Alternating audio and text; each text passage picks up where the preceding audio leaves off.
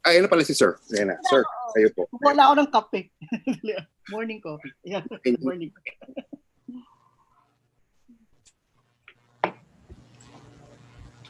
Ayun na pala si Sir. Ayan na. Sir, kayo po. Wala ako ng kape. Ayun na pala si Sir. Ayan na. Sir, kayo po. Wala ako ng kape.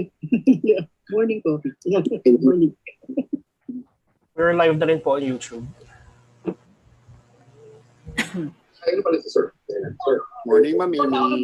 Morning pa. Sir, kayo po. Wala ako ng kape. Morning, delayed na audio, no? There's a We're live na rin po on YouTube. Ayun na pala si Sir. Ayun. Morning, Mami. Morning pa. Morning, delayed na audio, no? Hey, off lang po yung YouTube. Hindi po pwede pagsabay. Morning pa.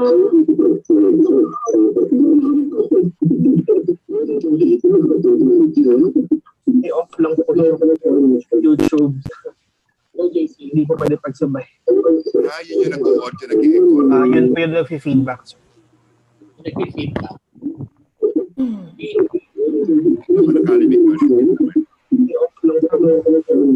Lit. Kompleto na po yung speakers natin or meron pa po sa waiting room?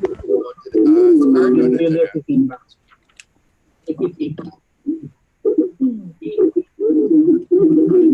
Carlos na lang. Lit. Kompleto na po yung speakers natin or meron pa po sa waiting room? Yun po yung nag-feedback. Tingnan ko lang. Sama. Kompleto na po yung speakers natin or meron pa po sa waiting room? Feedback talaga. Feedback po yan, nag-feedback. Kailangan pong tanggal eh.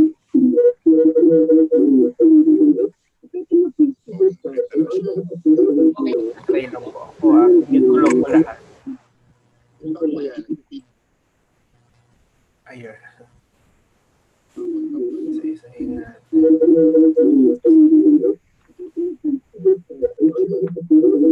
Try lang po ako Mute ko lang po lahat.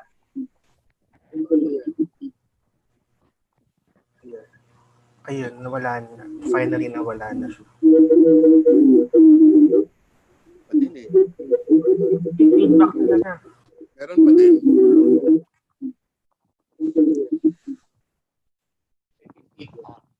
Ayun, nawala na. Finally, nawala na siya. Kabalik.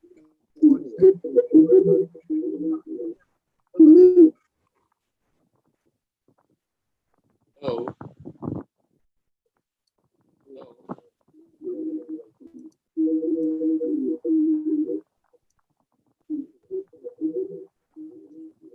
How do you get rid of that? Meron pa rin feedback. No more. JC.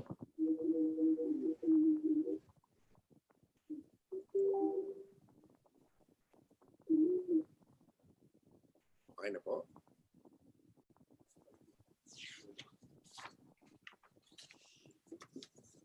Sir Ben, paano po yung sa waiting? Sino po mag-include nun?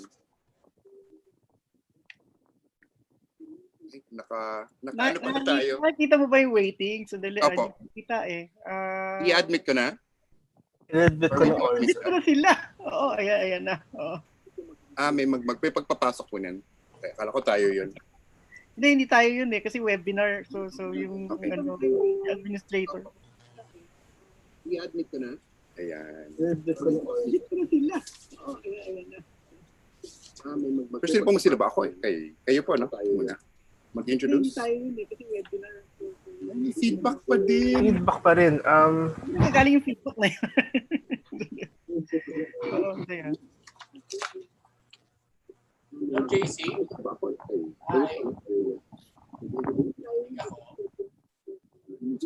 din. Feedback pa rin. Galing yung feedback na yun. Hirap po na may feedback. Yes po.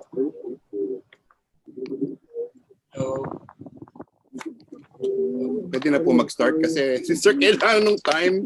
Sige, we can start.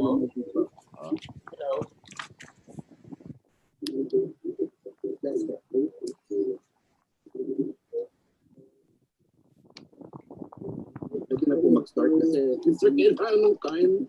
Sige, we can start. Ida.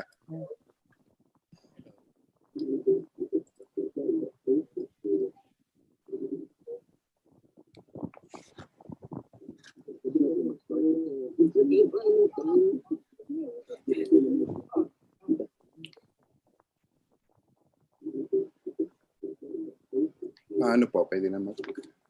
Hindi ka po, JC. Nag-aano po yung feedback eh. Kaya okay lang po sa inyo may feedback? Magko-compound to, sir. Kailangan natin mahuli kung na kanino po yung feedback.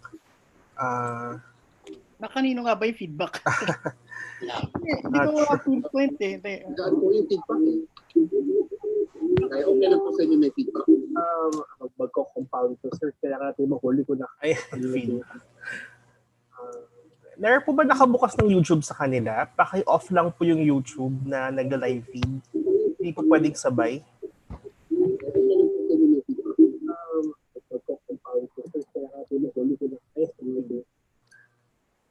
I think it might be mine. Yun, tanggal? Nawala po, sir. Ay. Alright. Okay, automatic open siya sa ano ko. Nag-open siya sa, sige po. Hindi mo sinabing hanapin, di ko napansin. Akin pala. Hindi ka ko. Sorry po, hindi ko din alam. I didn't know. Malinaw na ako. Automatic open siya dun sa yung YouTube. Okay po, so let's start. So, good morning po. Welcome to the... Nakinig ako. Sir, ako na sumingin to the 40th PAASE Anniversary and 2020 APAMS, Annual Scientific Meeting Philippines.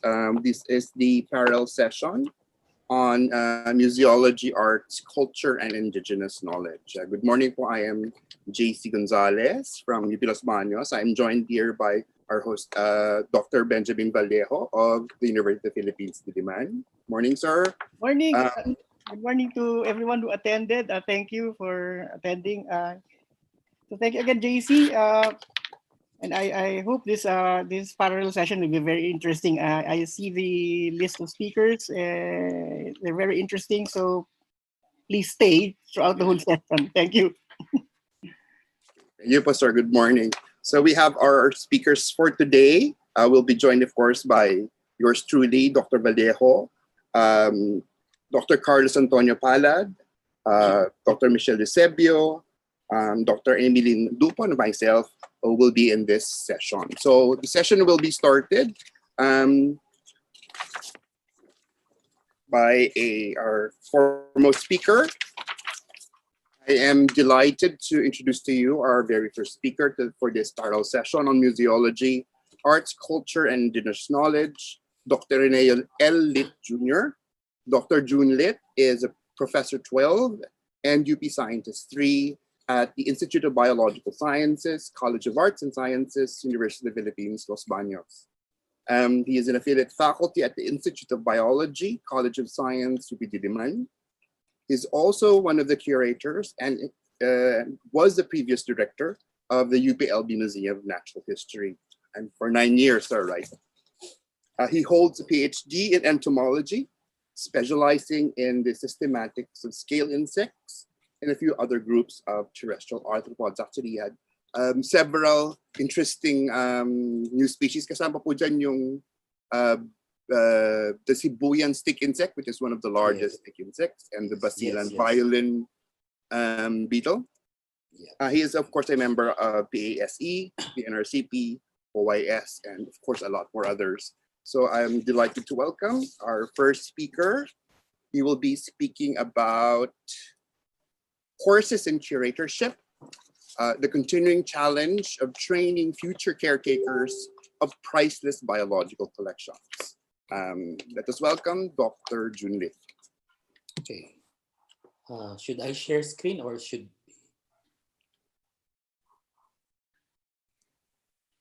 Okay.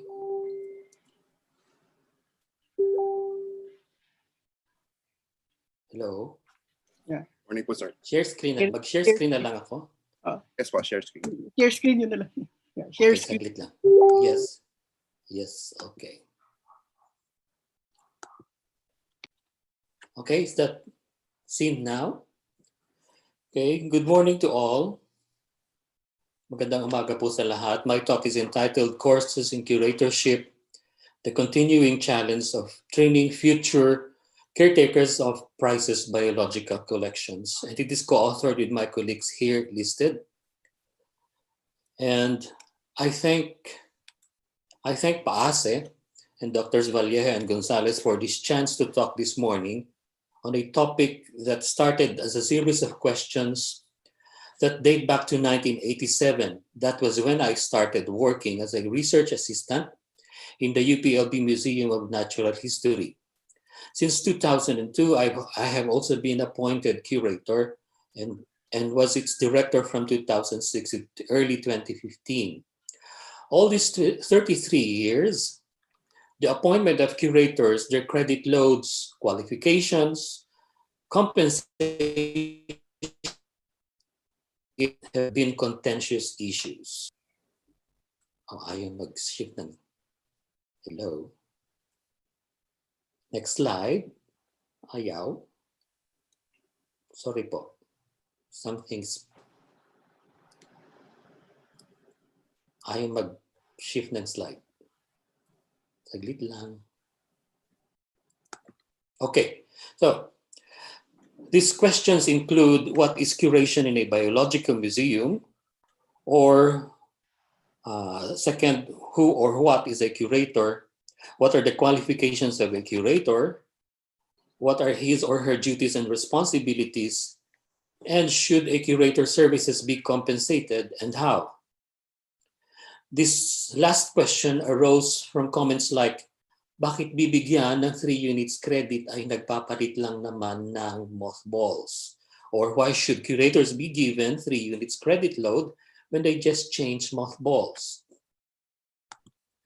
As a former director of the MNH, who needed to answer questions from the higher administrators, and as a teacher who needs to answer students' questions, I also realized the need to clarify issues about curators and curating, and the duties and responsibilities of curators to science, and to the greater community of users of scientific collections and scientific information, as well as the need to train future systematists and curators.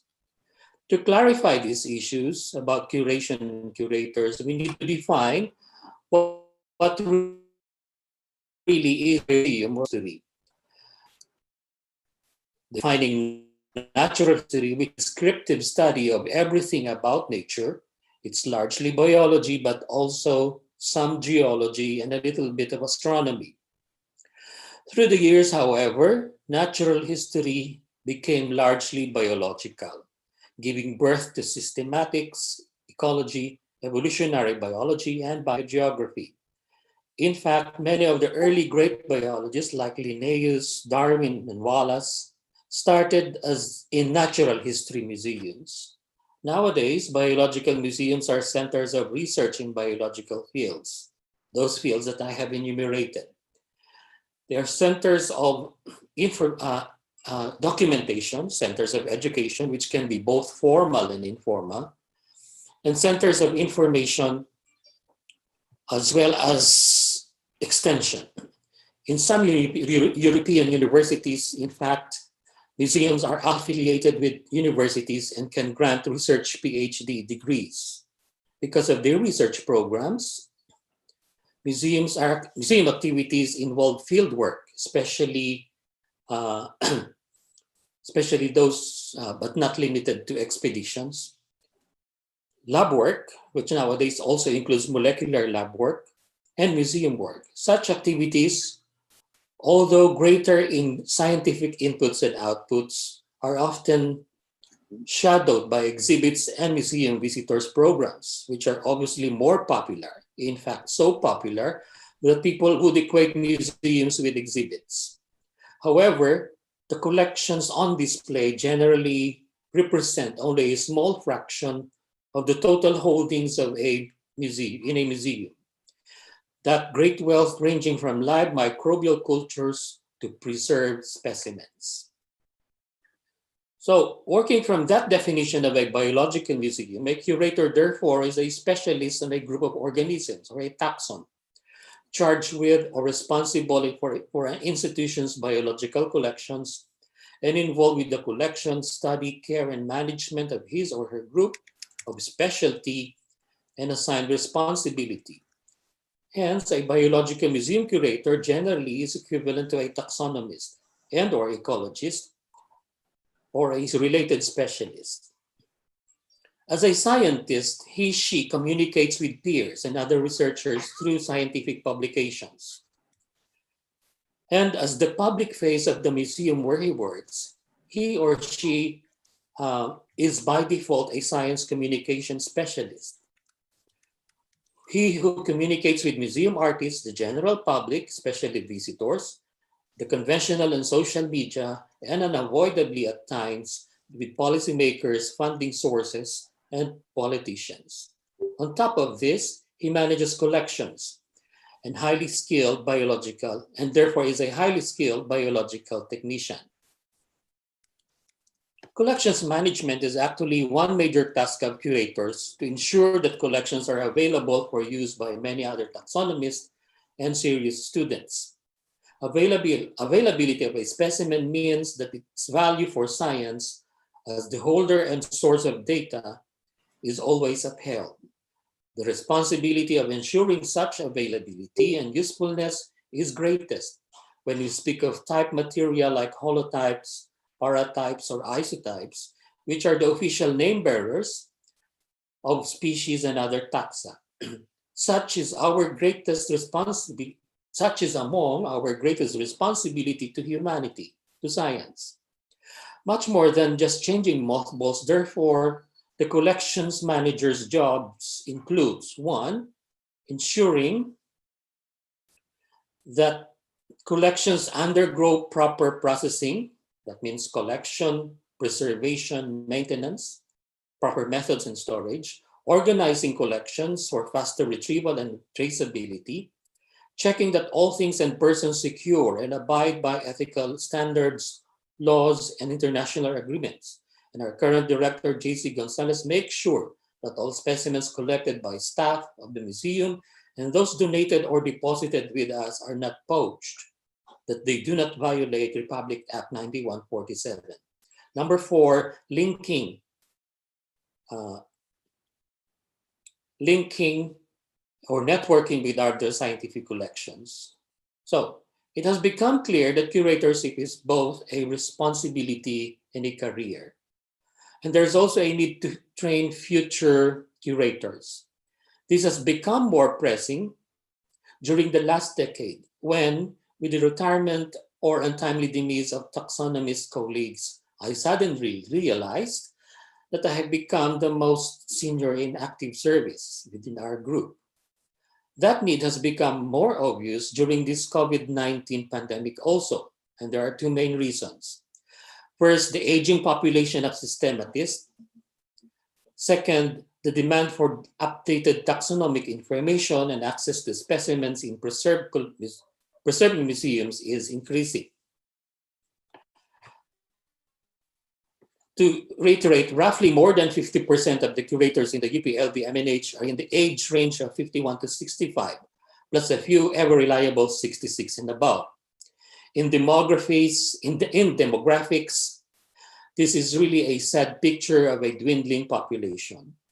My main argument for using the term aging is that based on the nature of our work, where less field work can be done. Why? Because one is in the peak of his or her academic career. And second, that's when the uric acid accumulation in the joints plus other health problems start to set in and therefore affect physical strength. Take note also that under ECQ and MECQ, the rule is 21 to 59, meaning that all curators aged 60 and above may find it difficult to check collection restrictions. It seems that the community of curators are poor in recruitment, using parlance in population ecology. In actual terms, the number of qualified curators is related to the value or appreciation that society puts into taxonomy. According to Terry McGlynn, the field with the greatest importance to appreciation ratio is taxonomy. And actually, we have reached that stage we call taxonomic crisis, sometimes known as the age of the great taxonomic impediment. This is unfortunately happening side by side with the current sixth mass extinction in the age of the Anthropocene, as well as during the times when we need most drug discovery or solutions for managing new pests and invasive species, searching for better solutions to human-made problems, and the need to conserve whatever still remains for our biodiversity. Toward this need, what have we done so far? From 1992 to 2019, the MNH has been offering short courses, the most popular of which is Biodiversity for Beginners, and those courses partly cover few aspects of curatorship. In 2017, I, together with colleagues, reintroduced Bio 192, a course in curatorship for systematics majors at the Institute of Biological Sciences in UPLB, in a National Museums Conference, CLAIDS 2017, organized by the MNH. We also planned in 2019 for a UPLB short course on biological collections, curatorship for biological collections, and in January 20 this year, we had the first offering of Wildlife 292, or Curatorship for Wildlife Collections. We also doubled our efforts to attract students to systematics. Actually, from just having one or two majors in the past years, we're happy to say we have 6. That's 200%, isn't it? We enhanced and coordinated activities to reach out to potential students. In the near future, we plan to embark on a future course available to a wider audience, possibly through UPOU and other UP's constituent universities, and probably in collaboration with other museums in the ASEAN. So the offering of Bio 192 and 292 constitutes a great step toward achieving our goal of training future caretakers of our biological collections.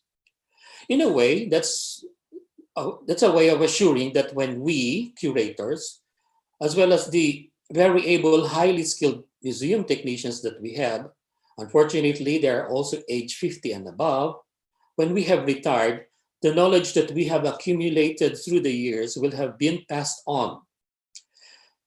And the knowledge that we have accumulated, and the accessions that we have sort of inherited will remain in perpetuity. Now, the COVID-19 pandemic and the general plans of action taken toward delivering courses and lessons via online mode has added further to the already great challenges of attracting and training future curators. For the lecture part, we have adjusted course syllabi, reduced requirements, we have recommended readings to our students, and I would say that maybe, just maybe, delivering the theoretical part of curatorship could be done online. How effective that would be is another difficult question, because the greater part of the course involves lab and field work and museum work. In fact, for Bio 192, 1/3 of the lab part involves supervised internship for 6 weeks in the UPLB MNH at a minimum of 6 hours a week. For both courses, the great part also includes hands-on exercises on preservation for research purposes and the development of exhibits or displays, as well as photography and recent techniques. In connection with delivering lessons during this pandemic, I made an informal survey among my co-teachers, and here are some of their answers.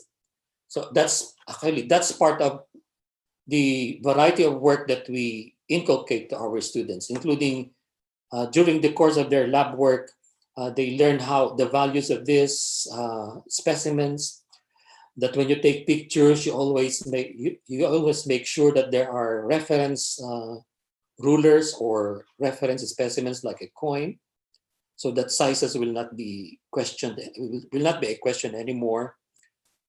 And so these are the answers of some of my co-teachers. Many of their answers are related to logistical problems like lack of glass, even the basic glasswares, chemicals. These are common, but these are common problems, but which have become more obvious during the lockdown. Also, access to laboratories, the inability to visit museums other than the MNH to compare and differentiate management protocols, and access to specialized equipment for preserving specimens. So, more importantly, however, we teachers also have challenges beyond equipment, lab space, supplies, and materials. Like everybody else, teachers are also not prepared for community quarantines. The late or delayed release of policy actions on the part of our leaders added to our own anxieties. There are also questions related to pedagogy and other principles. For one, there is limited or no access to museum collections. So how do we curate online? Is online curation possible? If curation cannot be virtual, then how can we teach or learn curatorship online? Also, even UP teachers experience an unstable internet connections, making conferring with co-teachers and consultations with students difficult, and not all can afford up-to-date laptops and gadgets. Other questions focus on how to adequately support graduate students when most of our efforts, understandably, are target undergraduate students. Lastly, if we ourselves become too pressured and stressed as teachers to function efficiently, how do we manage at least to still be there for our students? Of course, I surveyed also our students, our main learners, and here are some of their answers. As a student who lives in the rural areas, the top 3 problems I face are, this is one of our systematics majors. The difficulty of getting physical learning materials and also curatorship techniques from professors is hard. It's hard. It is often hard to convey complicated procedures on video. You also just cannot learn curatorship without seeing the specimens you are supposed to be learning about. Just flash on the screen. You also said lack of reliable internet connection for Zoom meeting and other sources. Meron po bang link sa YouTube, which means YouTube uses memory. It's strenuous to think about studies when a large chunk of your income has been cut off, increased. Our other students said living far away from home always is a struggle for me. This one is thinking of her parents who are old. Personally, my routine, this one is for I think she feels she's being caged. So that's effect on the psyche. And third, I'm currently staying here at my dorm because I'm still doing course requirements. If I go home, there will be no means for me to finish all the papers, no Wi-Fi, low signal. I need to stay here near the campus for a few more months. Another student, this pandemic brought my brains into hiatus. I cannot do activities related to ACANS.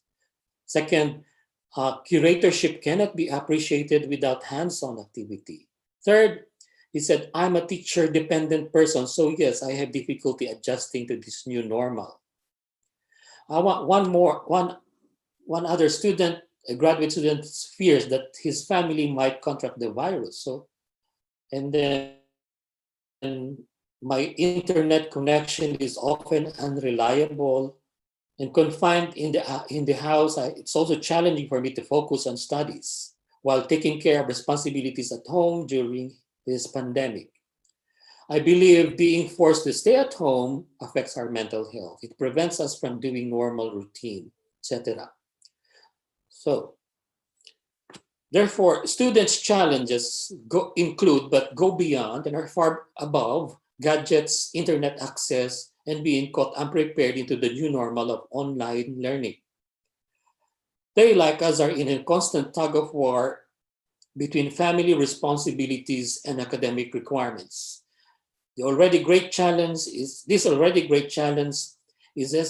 exacerbated when one has to suddenly face reduced or cut off income sources and health-related worries. There is that FOMO, and those who are more privileged among us find this difficult to grasp.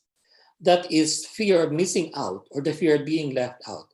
Yung takot o pangamba na mapag-iwanan.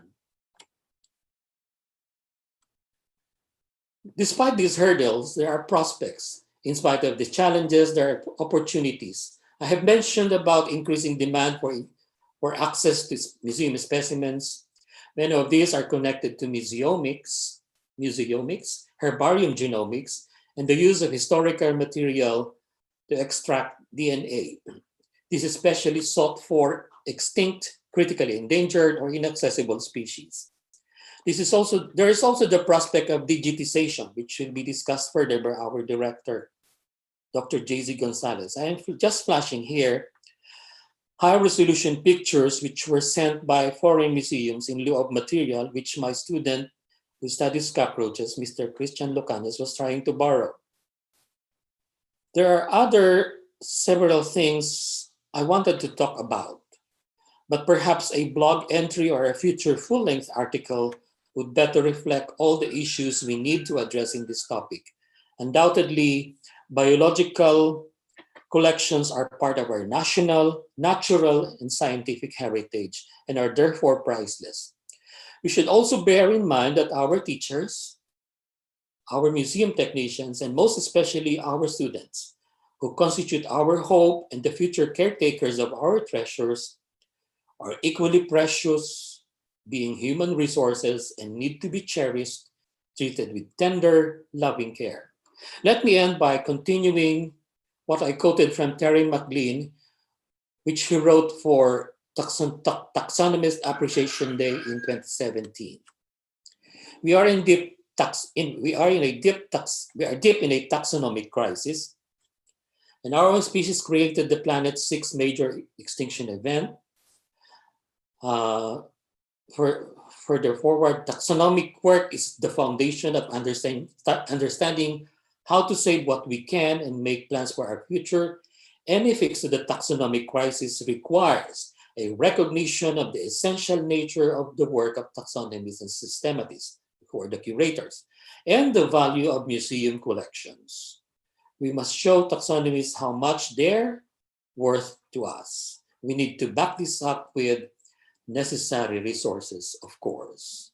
So with that, thank you very much. Maraming salamat po.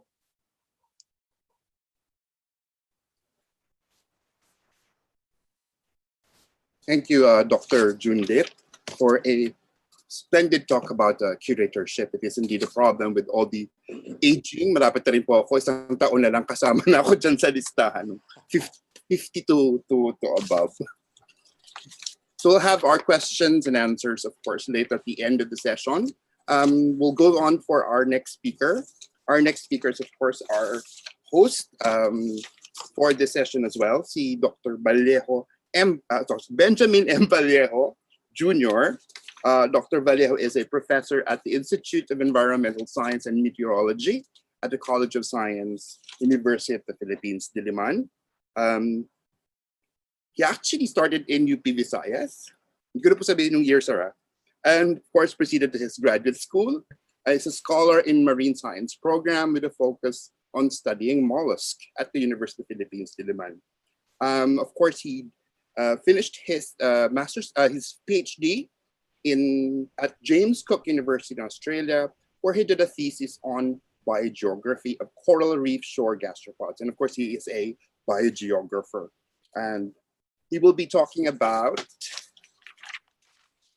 the marine biological collection of Admiral Montero in the Natural History Museum of Ferrol, Spain. So let us welcome Dr. Vallejo. Good morning. I'll share my screen first. Oops, can I ask the administrators to allow me to share the screen? Yeah, wait. Okay, thank you.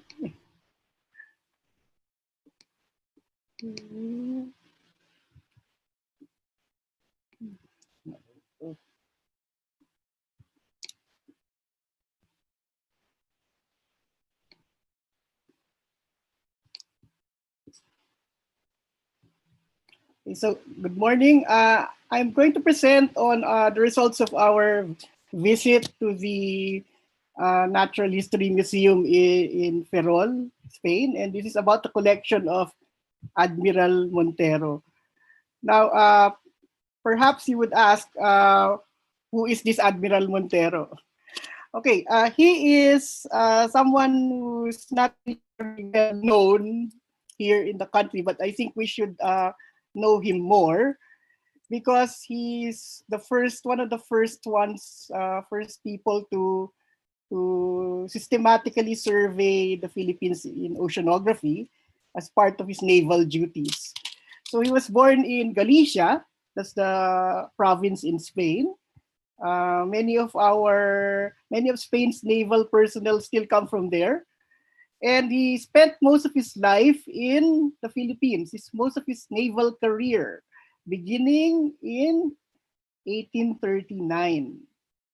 So in 1845, he was doing his naval duties in the country. Then in 1856, he was given by the Spanish government a very important responsibility, which is to head the Philippine Hydrographic Commission, which is the ancestor of today's NAMRIA. And he did these oceanographic surveys, and later on went back to Spain to assume higher responsibilities in the Spanish Navy, but came back to the Philippines to become the military governor of Mindanao. And he ended his career in Cuba by being the commander of the naval base there. And he died in Spain in 1885. So what is Admiral Montero's major work in our country? Okay, his major duty is to survey the Philippine archipelago. It's a bathymetric and oceanographic survey.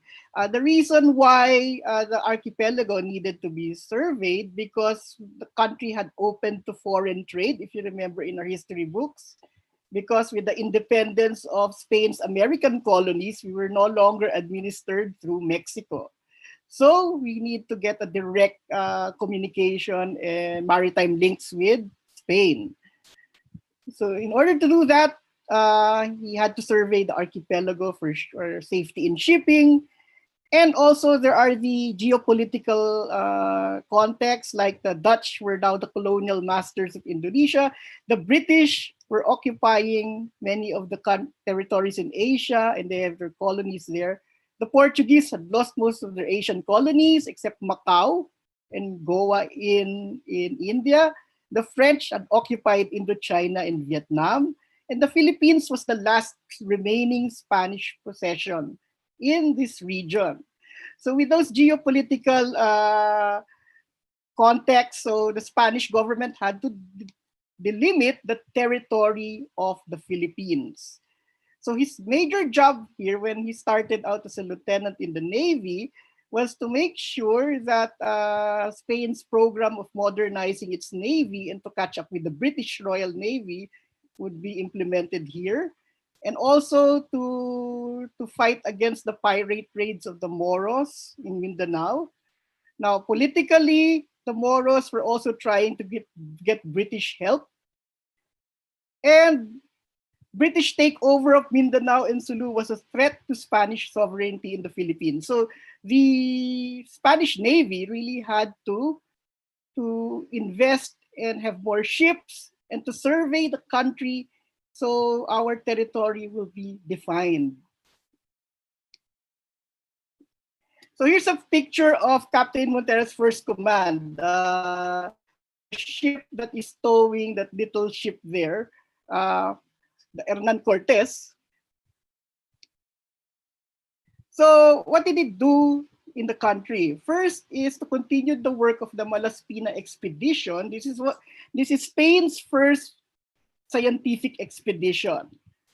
Unfortunately, political events in Spain made cut it short, and also the results weren't disseminated internationally until much later. So one of the reasons why Captain Montero had to do his hydrographic survey is to ensure freedom of navigation in the South China Sea, especially through the British-controlled waters of Sulu and Borneo. Again, I think this should be an issue familiar to us today, freedom of navigation in the seas around Southeast Asia. Then, throughout his career here, from 1863 to 1880, 84 maps were produced by the Hydrographic Commission in Manila, and that ensured a naval presence in Mindanao and Sulu, just so dissuading the British to go into our waters. So that's what we mean by showing the flag. So Montero told the British the Philippines is Spanish territory.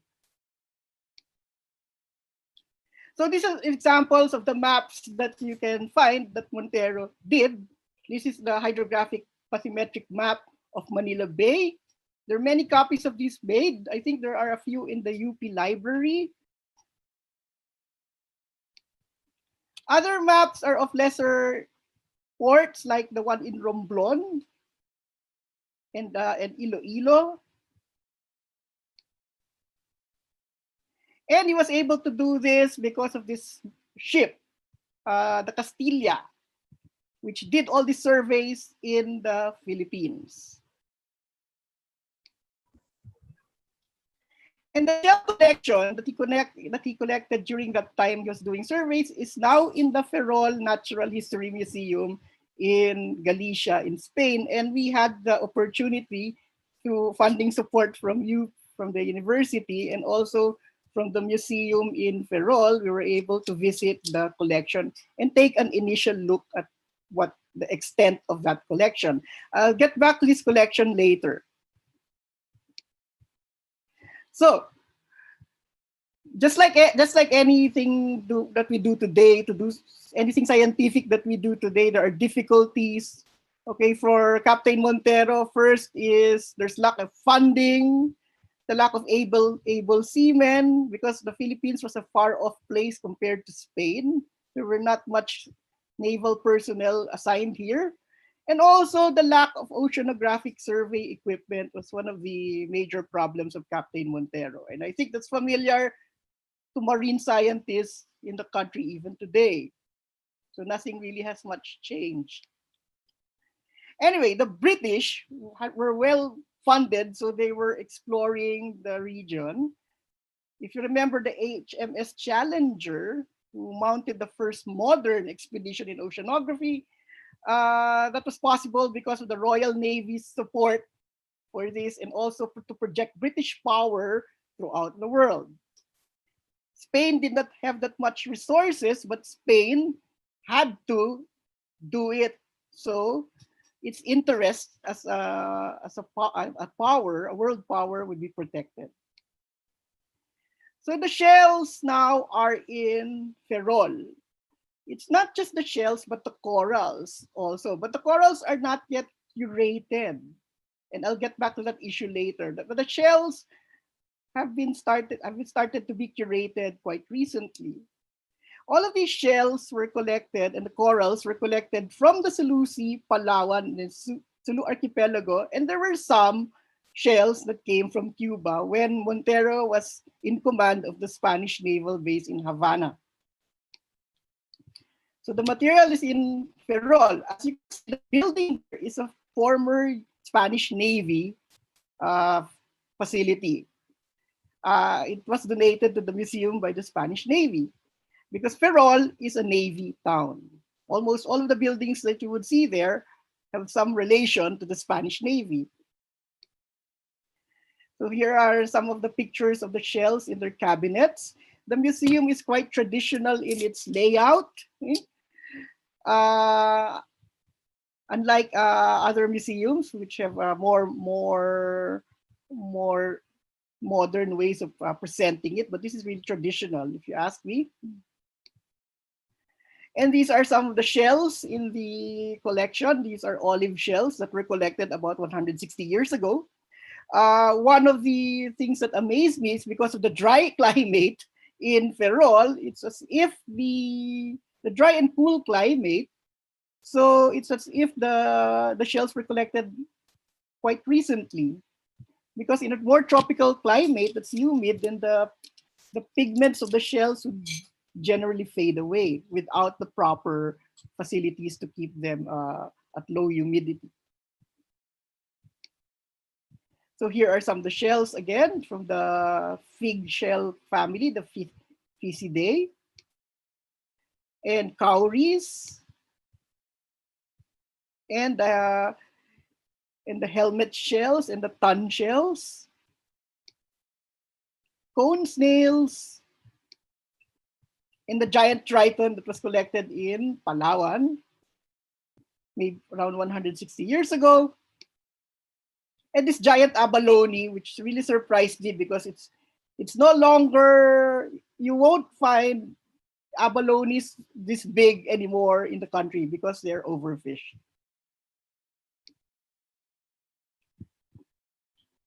Okay, so more and more, a lot of shells, only a few have been put on for display. And volutes. Okay, the shell collection consists of 1,800 lots from the Philippines and about 3,000 lots from Cuba. And they were donated to the museum by the last living Direct Montero descendant around early in this century, around 2004 or 2005. Unfortunately, over the last 150 years of revolution, war, the Spanish Civil War, and through the restoration of Spanish democracy, the field labels were lost. This is a loss to the scientific value of the collection. However, there's a possibility that we can at least reconstruct some of them because some of the field labels were in Captain Montero's logs, which are in the Spanish Navy's archives. So that is an important place if we're going to do further research on the collection. Well, the collections survived the Spanish-American War, but throughout Spain's political history, the labels were lost and nobody knows exactly where it went. So one of the questions now is where in the Philippines were the shells collected, at least for the Philippine part. The Cuban shells were collected around Havana, but the Philippine shells were collected all over the country. Okay, my initial hypothesis was the fauna is representative of the Seleucid reefs after we checked, we took a look at the collection. But we have to check the cruise logs of Admiral Montero at the Museo Naval in Madrid in the archives of the Spanish Navy, because as I said earlier, the field labels were lost, and that reduces immensely the scientific value of the collection. And also we need to check the maps in the Museo Naval because that would tell us exactly where Captain Montero did his surveys, what sampling stations, what he collected at each sampling stations, and so on. We planned to stay a longer time, but COVID-19 was declared by the Spanish government as a pandemic on March 10, so we had to return home, lest we get stranded in Spain, and it would be quite expensive for us because everything is in euros. We have to pay everything in euros. So really had to cut our trip short, and that was quite unfortunate. So what's the significance of these surveys? And this is something to do with geopolitical history. Okay, the prime meridian was set in Greenwich and not in Paris, thus demonstrating the dominance of the British and Americans as world powers, like what we call the Anglophones. Okay? So when the Americans resurveyed the Philippines, once they took sovereignty of the country, the Montero maps were replaced by the US maps to reflect the Greenwich Meridian baseline. So this gives us difficulties in really, we need to double check. If we use Montero's maps to find out exactly which coral reef in the Philippines he collected those shells, then we need to cross-reference it with the American maps, because the Montero maps had the Paris meridian as the prime meridian, because this was before the Greenwich meridian was the one that was adopted. Now, Montero's maps were used in defining and delineating the territory of the Philippines, thus settling Dutch claims to Palmas Island. I think that's a very significant result of all of these oceanographic surveys. And to this day, this island is within our own baselines, but is Indonesian territory. Now, and the shell collection will shed light on our marine biodiversity in the Spanish colonial period, which is something that hasn't really been studied by marine biologists and marine scientists quite well. Now, let me go into the topic of how important this collection is in our territorial claims in the West Philippine Sea. For example, it's actually Captain Montero's surveys that establishes the Bajo de Masinloc as part of the Spanish territory in the Philippines. And since we are the successor state of Spain in the Philippines, so the sovereignty of our country extends to these territories in the West Philippine Sea.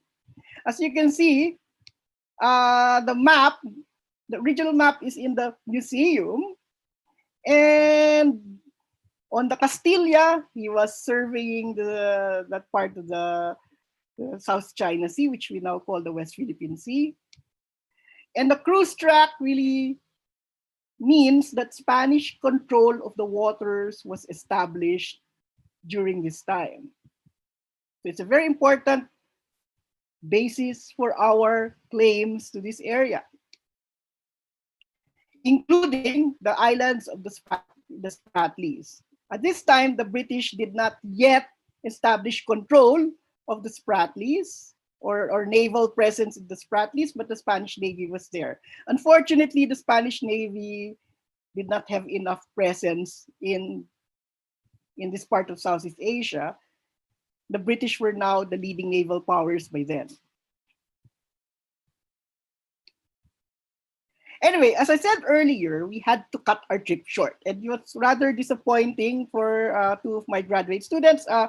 Carlos Palad will be presenting next, and Senor Raimundo Adun, who studied in Spain, was part of our trip. So he was my translator, and he's also a PhD student in environmental science in Diliman. So we had to get a drink at the pub that was frequented by Dr. Jose Rizal. And right after we left the pub went on lockdown. So we probably were the last patrons to the club, to the pub. Anyway, so let me tell you more about Ferrol, okay? Ferrol is a navy city. It is the center, one of the centers of Spain's shipbuilding and ship repair facilities, not just for the navy, but also for merchant shipping. Now, this is of interest to me because my other research is on marine biological invasion, invasive species that show up in our ports. That's one of my main area of research now. Now, we found out that Ferrol is also the center for marine biological research for the Spanish Navy, and we were able to visit the Naval Marine Biological Laboratory, and which is jointly run by the Universidad de Santiago de Compostela. And part of their research is on invasive species, so we were able to find out, at least hypothesize, that one of the bryozoans we found in Manila Bay probably came from this region in Spain through commercial shipping. So that was really a very And that really proves the importance of museums because the reference collections are in museums. So people studying these marine invasive species would really need a museum to verify whatever they observe as invasive species. So Ferrol, a Navy city, and also a city for a center for marine biological research for that part in Spain. Now, let me just tell our listeners, attendees at this parallel session, what are the planned proposed initiatives of the Ferrol Museum Natural History. First is they want to encourage scholar and student visits or internships from the Philippines. And we are in the process of looking for funding until COVID-19 put a hold on all of these things. Also, we plan to do some research of the history of science in Spain and in her former colonies, including the Philippines.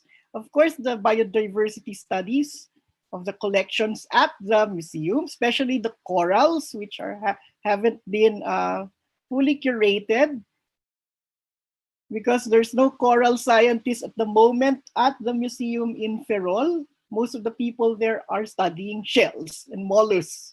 That's why the Malacological collection was the first one to get curated.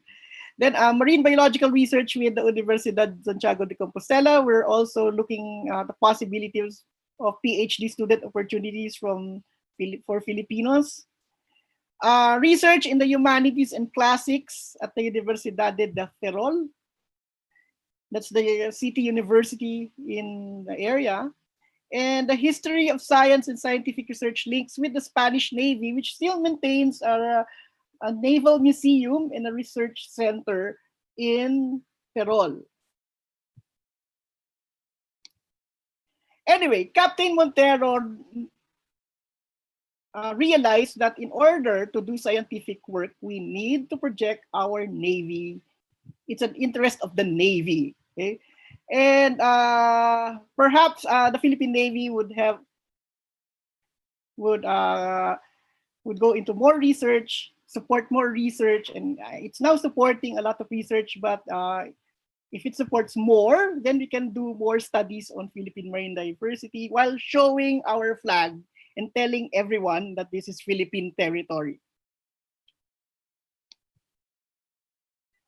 So this is my last slide. Salamat, gracias, and thank you. The questions probably would be reserved for later. Okay, thank you and good day.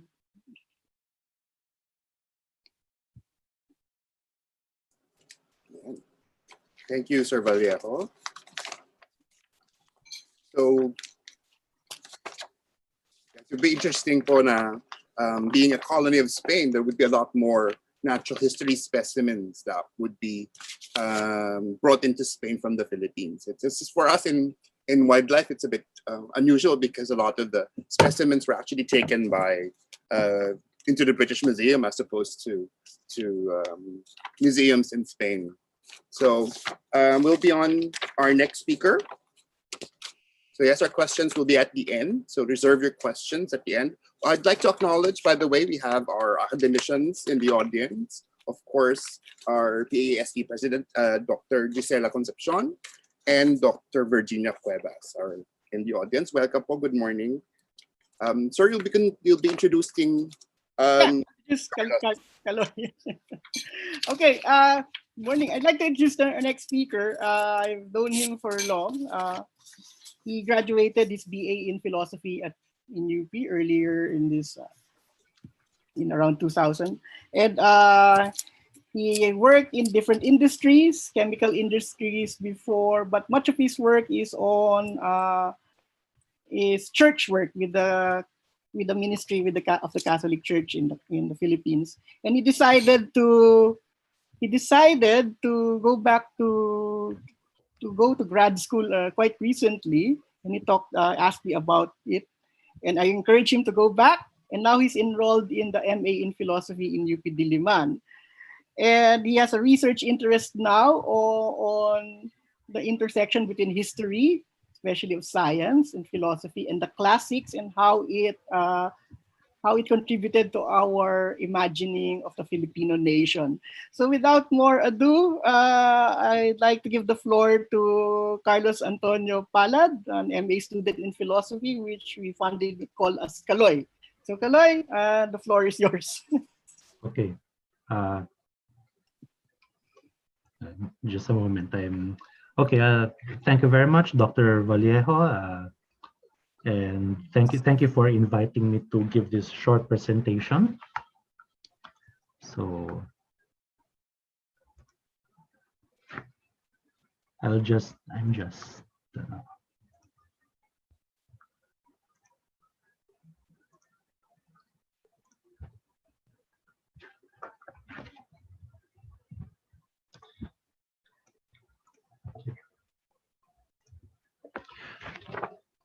So my talk has the title "The Sound of Seashells." It's actually a reference to the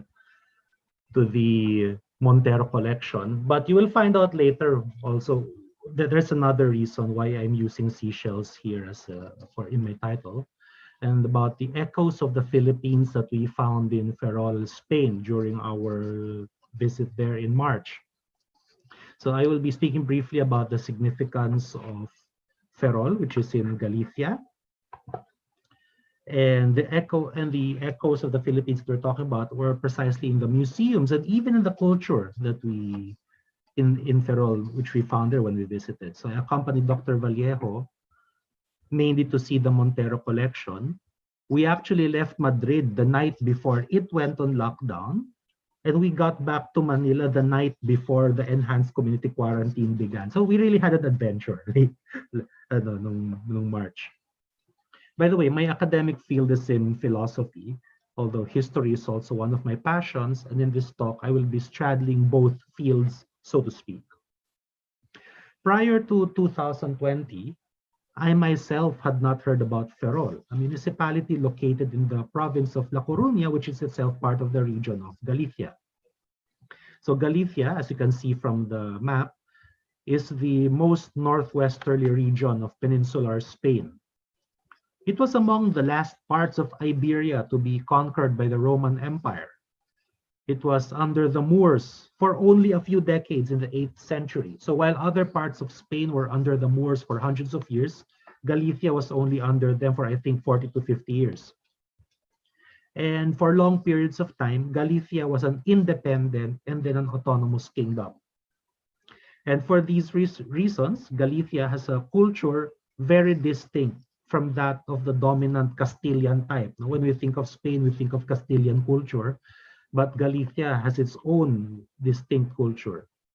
Its language in particular is closer to Portuguese than to Castilian Spanish, and it has a distinctly Celtic or Celtic cultural layer, which is exemplified by its gaita or bagpipe music. So bagpipe music is not just a Scottish or Irish thing, it's also a Spanish thing, thanks to Galicia.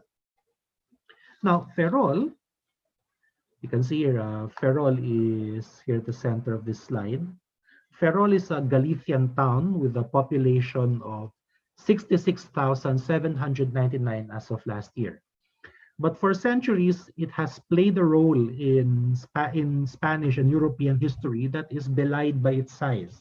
So it's outsized yung kanyang naging role compared to its actual population or area.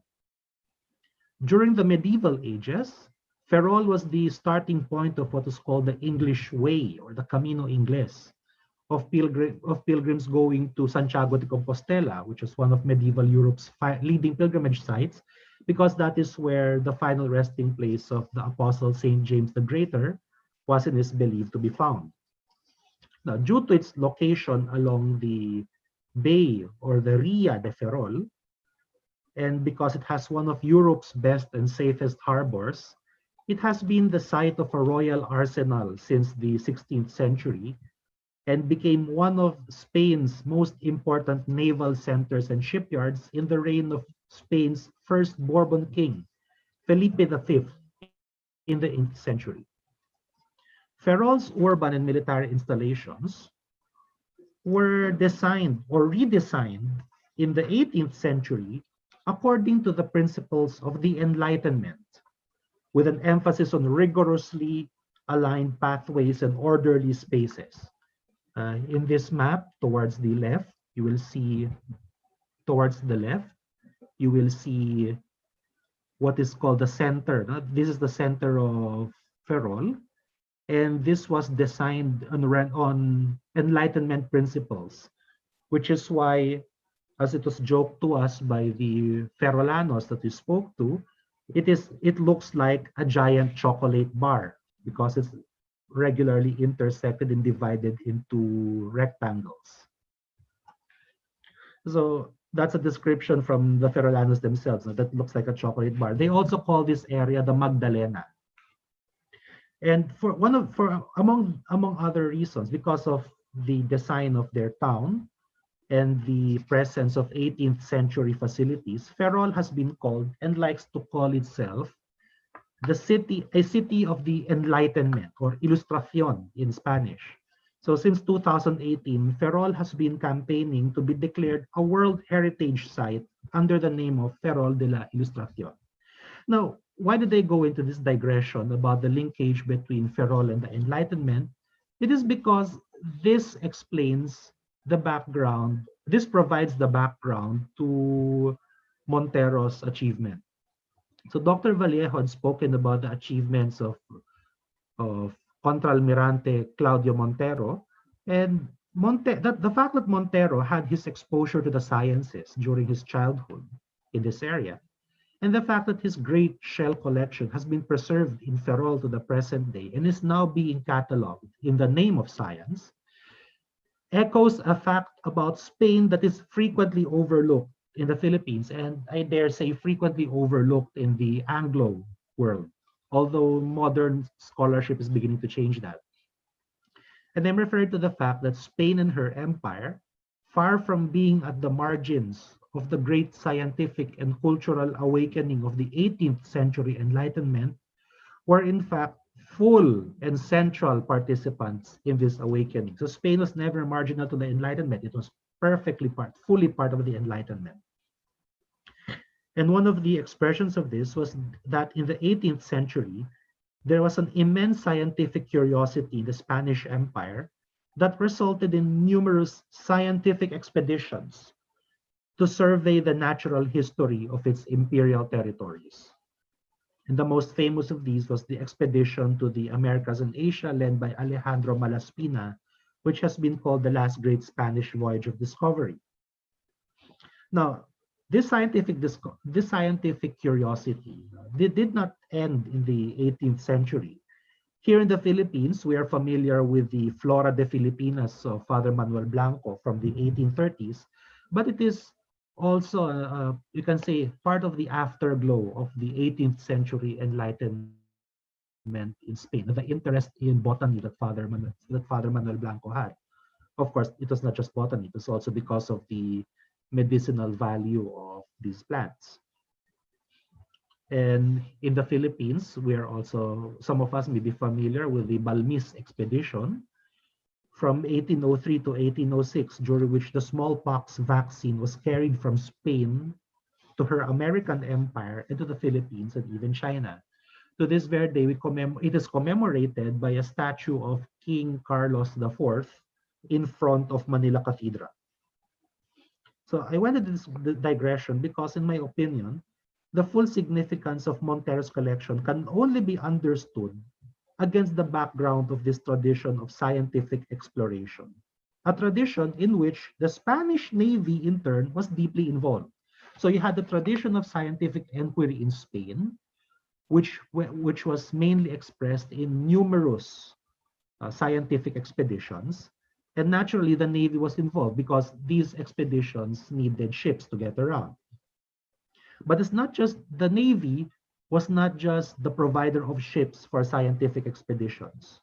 You see, the Bourbon monarchs, beginning with Philip V at the beginning of the 18th century and culminating in the time of King Charles III, who is the quintessential Enlightenment king in Spain, one of their policies was to put a high priority on establishing a powerful navy, which meant investing in modern scientific and technical training for officers, including astronomy, mathematics, engineering, and cartography.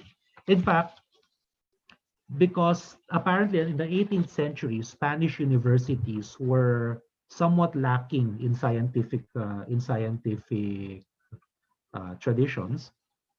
What the Spanish military did in the 18th century was to establish its own cadet schools with their own professors, their own teachers in science. So they actually had teachers in astronomy, mathematics, engineering, cartography. They even taught urban engineering as well as agriculture. So the Spanish Navy developed a tradition of officers who were also scientists. And Montero was doubtless a beneficiary and heir to this tradition, and his collection of shells is a tangible fruit of this scientific spirit that pervaded the Spanish military in the 18th and the early 19th century. So from the scientific background of Montero's own collection, I was not able to show this earlier. This is part of the, this is a crucero, a pilgrimage crucifix along the pilgrimage route to Santiago de Compostela, and we found this in Ferrol. So here's a painting of Contralmirante Claudio Montero, which we encountered in the Museo Naval de Ferrol. And Dr. Vallejo already discussed the Montero shell collection earlier. So this is a part of it. Now, from the scientific background of Montero's collection, we now turn to the way in which Ferrol's history has ended up being linked to their very own. Because many of the naval forces that were sent from Spain to the Philippines had Ferrol as their port of origin, because Ferrol was one of the premier naval bases of the Spanish Empire. So it has its own Museo Naval, by the way, because to this very day, Ferrol is still one of Spain's top naval centers. And in terms of museology, I'm not an expert in museology, I admit, but I would say it's a traditional museum with static exhibits, explanatory panels that are very long on texts, as you can see from this slide, and short labels or tags. So among the exhibits, we found first and foremost, the biggest one was actually this, an exhibit on the Manila Galleon. As this is a naval museum, the exhibit focused on its seafaring aspect, emphasizing the great navigational feat that was involved in sailing between Manila and Acapulco. So they have this very large map showing the routes of the Manila Galleon, the famous Tornaviaje de Urdaneta, juxtaposed on the Pacific Ocean's currents, because their emphasis is on seafaring. And they also have this very large replica, a full-scale replica of an entrepuente, or one of the holds of a Manila Galleon. To be precise, they used the measurements of the Manila Galleon Nuestra Señora del Pilar de Zaragoza from 1738. So this is just one of the holds. So you can imagine how much they crammed into the Manila Galleon.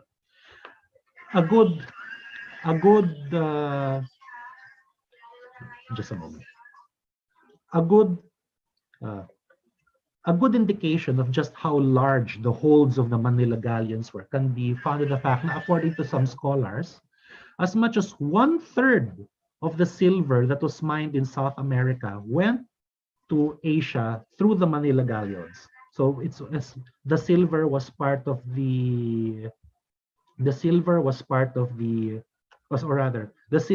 the situado sent from the Viceroyalty of Mexico to the Philippines.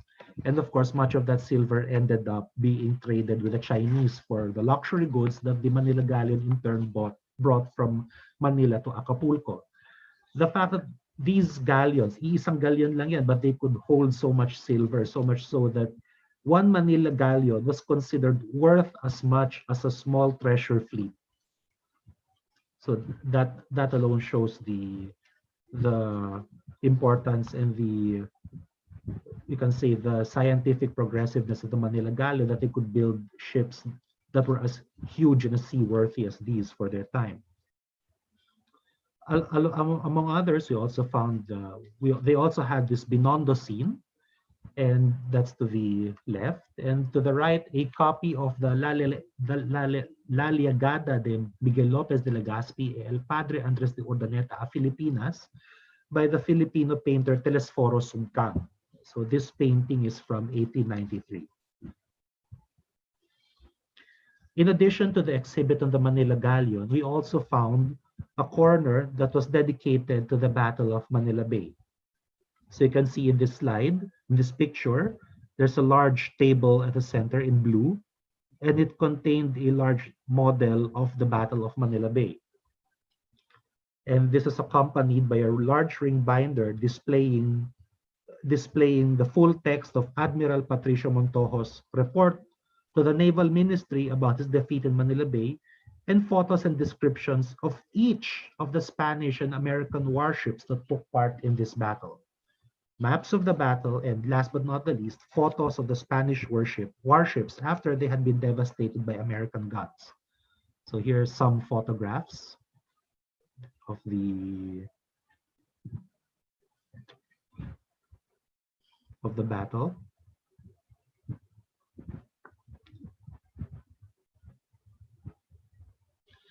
And this to show the before and after what happened to the Reina Cristina, which was the flagship of Admiral Montojo during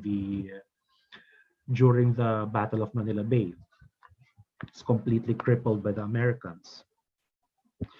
There's also a large photograph of the heroes and martyrs of the battles of Manila Bay and of Santiago de Cuba, the two naval battles of the Spanish-American War in which the Spanish squadrons were crippled by the American fleet. We also were able to see some samples of Claudio Montero's cartographic work. So this is his map of Boracay to the left. And there were also a few trophies of war from the Moro-Spanish campaigns. To the right is a large Campilan. And of course, these are the Cris at the left. And some pictures of Spanish troops in the Philippines. But what surprised me the most was the exquisite shell art, the Fantasias Filipinas that we found in the Museo Naval de Ferrol. These are very large, around a foot tall, if I remember correctly. And they're made of very intricate shell carvings. No date is provided, but based on the dress of the human figurines in these artworks, these are almost certainly from the 19th century. I have never seen anything like these before. In the Visayas today, especially in Cebu, we have the tradition of lagang or shell carvings, but I have not seen any lagang as complex and as exquisite as these. In the year 2004, the renowned historian Regalado Trota Jose published a list, an exhaustive, although not necessarily a complete list, of the Philippine artworks in Spain that he managed to catalog in the 1990s in Spain.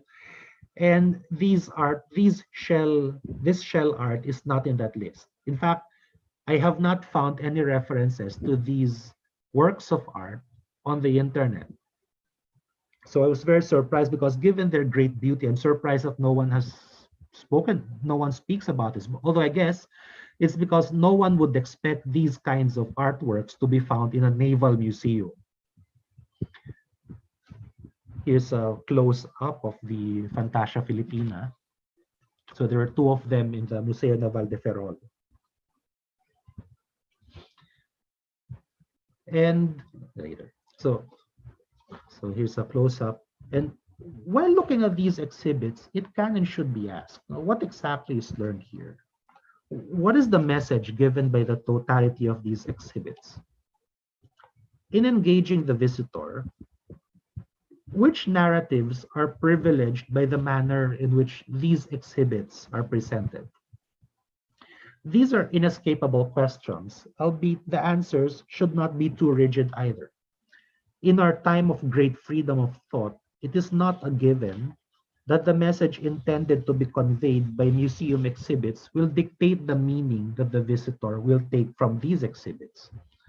The way I see it, the Museo Naval is above all a celebration of Spain's naval might, but it also reflects Spain's unfinished process of coming to terms with the final loss of her old empire in 1898.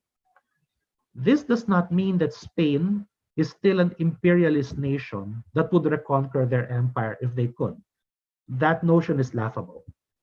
It simply means that the way the loss of empire happened 122 years ago, the way it happened in immense humiliation at the hands of an upstart New World power, with the rapidity that 19th century Spanish society found really surprising. So they were unprepared for the sudden loss of imperial status. This caused pain and a soul searching that continues into our time. To borrow two terms from the psychiatrist Vamic Volcan, the events of 1898 is among the chosen traumas of today's Spain, which responds to this trauma, among other things, by recalling the chosen glories of the great achievements of its fallen empire. So the Manila Galleon, the bravery of its soldiers, the officers, the desperate defenders and heroes of Manila Bay, the centuries of naval achievements as exemplified in the Manila Galleon are among these chosen glories. Even the beautiful artwork and the moral weapons in their exoticism, they recall the color and romance of a lost empire. The Eden, the lost Eden, not just of Rizal, but also of Spain.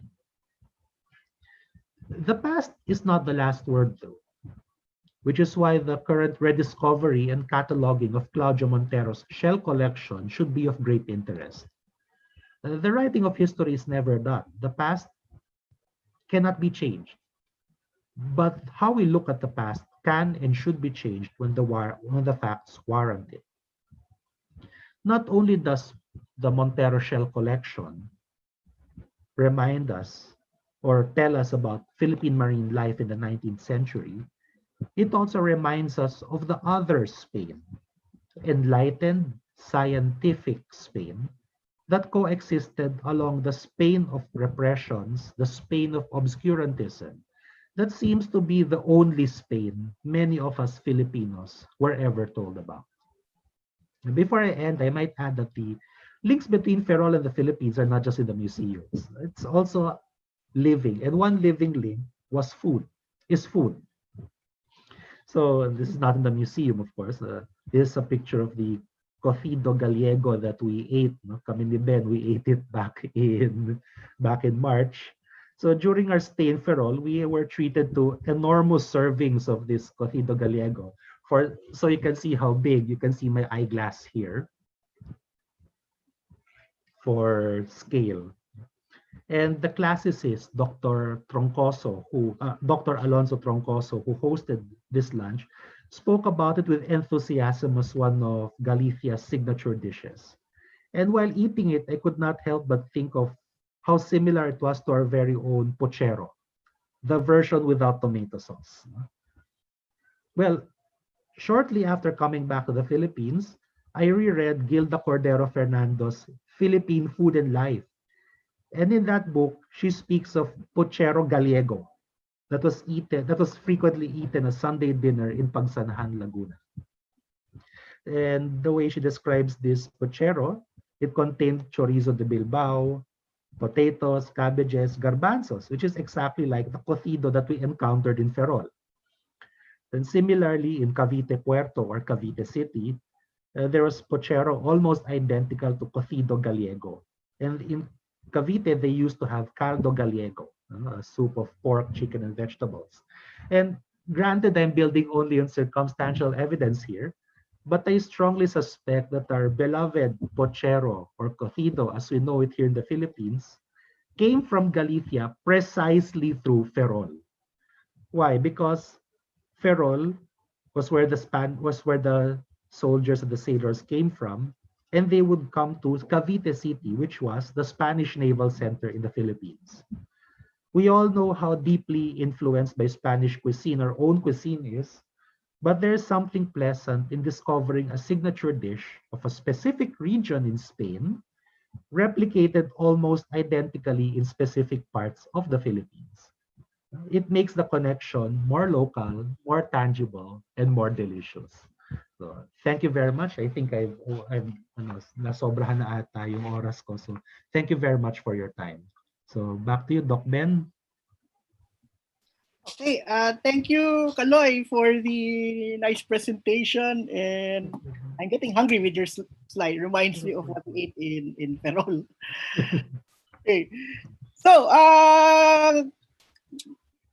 Kaloy Palad's last slide is a good segue for our next presentation, which is by Dr. Michelle S Eusebio, a colleague of mine at the Science Society program in the College of Science in UP Diliman, where she teaches STS.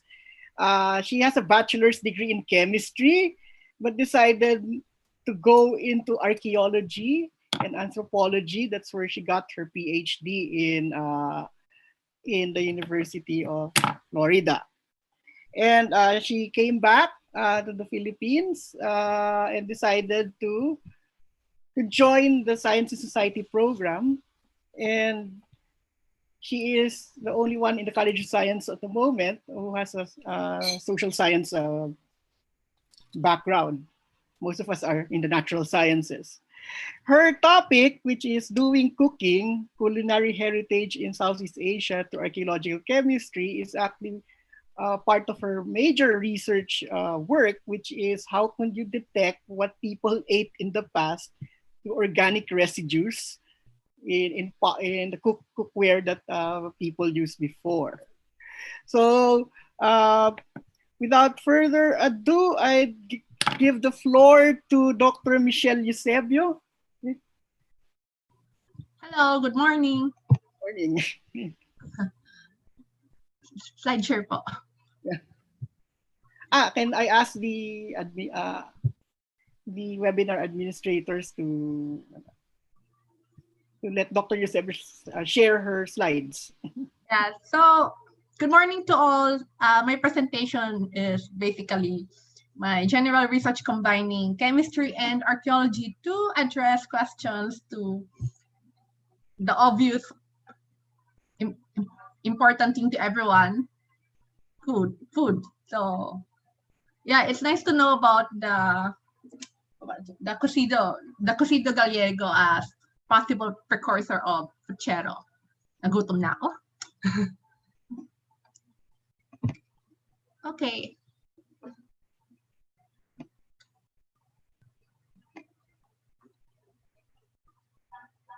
Can you share your slides na? Or do you still have problems? Okay, can we ask the administrators to make Dr. Eusebio? Able. Huh? It said host disabled participant screen sharing. Okay. Can we ask the administrators to allow her to share the screen? Great. I hope it's there. Okay. Okay na? Yeah? Okay. This is my, yeah.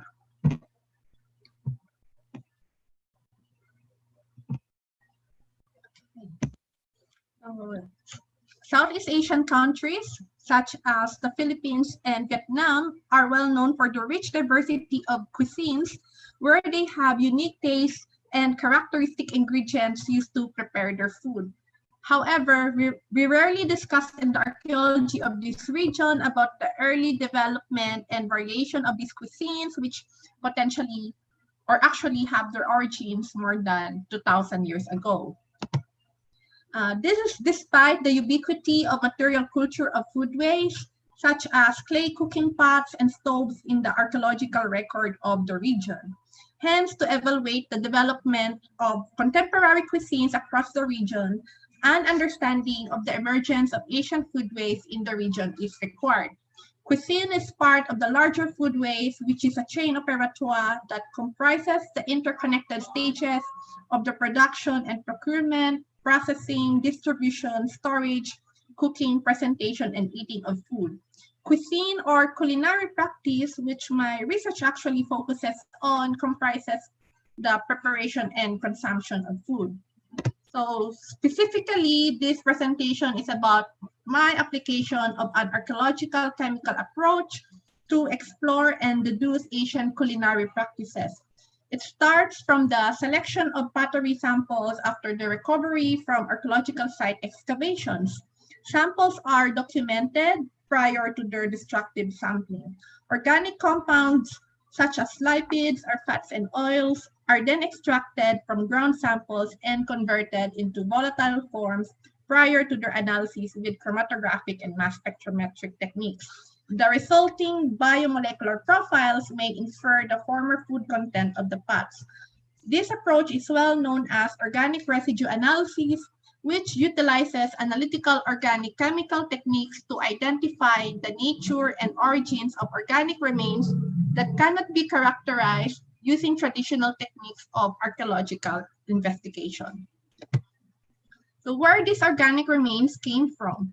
In this case, biomolecular or organic compounds from foodstuff prepared, cooked, and served on pottery are absorbed and, in many instances, preserved on the matrix of pottery. These compounds could be lipids, proteins, carbohydrates or starches, alkaloids, and other compounds.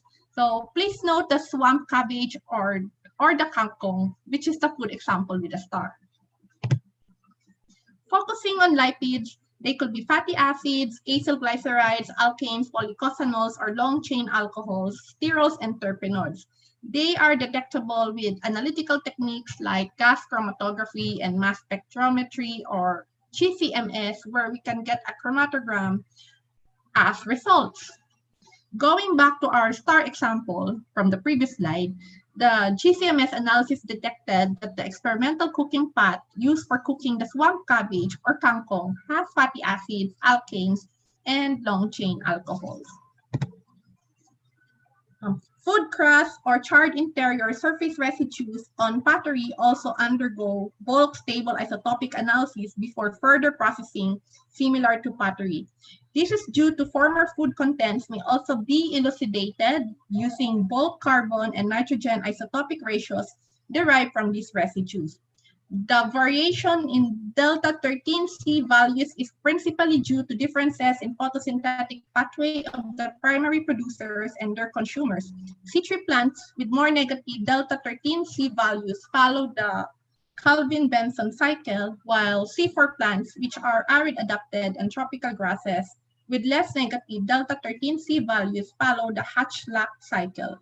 Delta 15N values reflect differences in trophic levels where primary and secondary consumers tend to have higher delta 15N values than primary producers. So I have projects in the Philippines and Vietnam, which I am presenting some interesting results in vignettes. So aside from the archaeological pottery, I also analyze experimental and ethnographic cooking pots as modern comparative reference materials. My master's thesis back in 2008 to 2010 at the Archaeological Studies Program, University of the Philippines, involved the processing and analysis of a few earthenware pottery from the 13th to 14th century layer of Dizon 1 site, Babo Balukbo, Porac, Pampanga. Consolidating the findings from the fatty acid ratios and proximity of retention times of unidentified components through GC flame ion detection analysis, it is likely that 2 pots were used to process pork or any terrestrial mammalian meat, 2 pots were used to process any meat, and 3 pots were used to process meat and or plants. With the archaeological data available, the results seem to indicate that the people living in Porac, Pampanga during the 13th to 14th century possibly utilized mostly terrestrial resources such as land animals, rice, nuts, and woody plants for their daily consumption. There is also a slight possibility that they utilize fish or any riverine animals since the site is just nearby the Porac River. In 2012 and 2013, I was involved with Ifugao Archaeological Project I got opportunities to handle 2 pottery shirts from 2012 fieldwork and joined their 2013 fieldwork to collect more samples in the old Kayangan village of Ifugao Rice Terraces, which is a World Heritage Site with other rice terraces of the Cordilleras. According to the recent findings of this project, terrace building at the Ifugao only started after 1585, so hence, we are dealing with Ifugao foodways before the rice terraces were built. Referring to the aerial view from the previous slide and the profile of trench tree at the old Kayangan village, interior charred surface residues on 2 earthenware shards from trench tree where a bale or house previously stood were analyzed for bulk stable isotopes. So although only 2 shards from 2012 fieldwork were analyzed, they produced different and interesting results. Both exhibit low delta 15N values between 1 and 5 parts per million, indicating a plant source. However, the difference in delta 13C values between the 2 samples suggests that different types of plant foods were cooked in the 2 pottery vessels. A C3 plant food was cooked in the vessel of sherd number 3832, and a C4 plant food was cooked in the vessel of sherd number 3996. Preliminary findings from charred organic residue analysis and archaeobotanical analysis suggest there is no evidence for rice cultivation, processing, and cooking at the old Kayangan village prior to the Little Ice Age around AD 1300 and Spanish colonization around AD 1565 of the Philippines.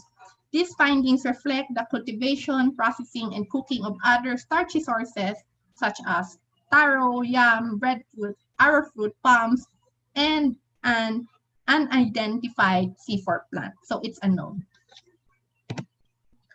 My dissertation research done in University of Florida was focused on earthenware pottery vessels from prehistoric southern Vietnam or Mekong Delta. So this involved the settlement sites of Rock Nui, the one nearest the coast, if you see it in the map, then Anshon. So Rock Nui and Anshon are Neolithic sites, as well as Logak and Go-Ochua sites during the Metal Age. And they are all located in the province of Long An, in the southernmost province of Vietnam. Majority of the pottery vessels collected from 4 prehistoric sites in southern Vietnam are restricted pots.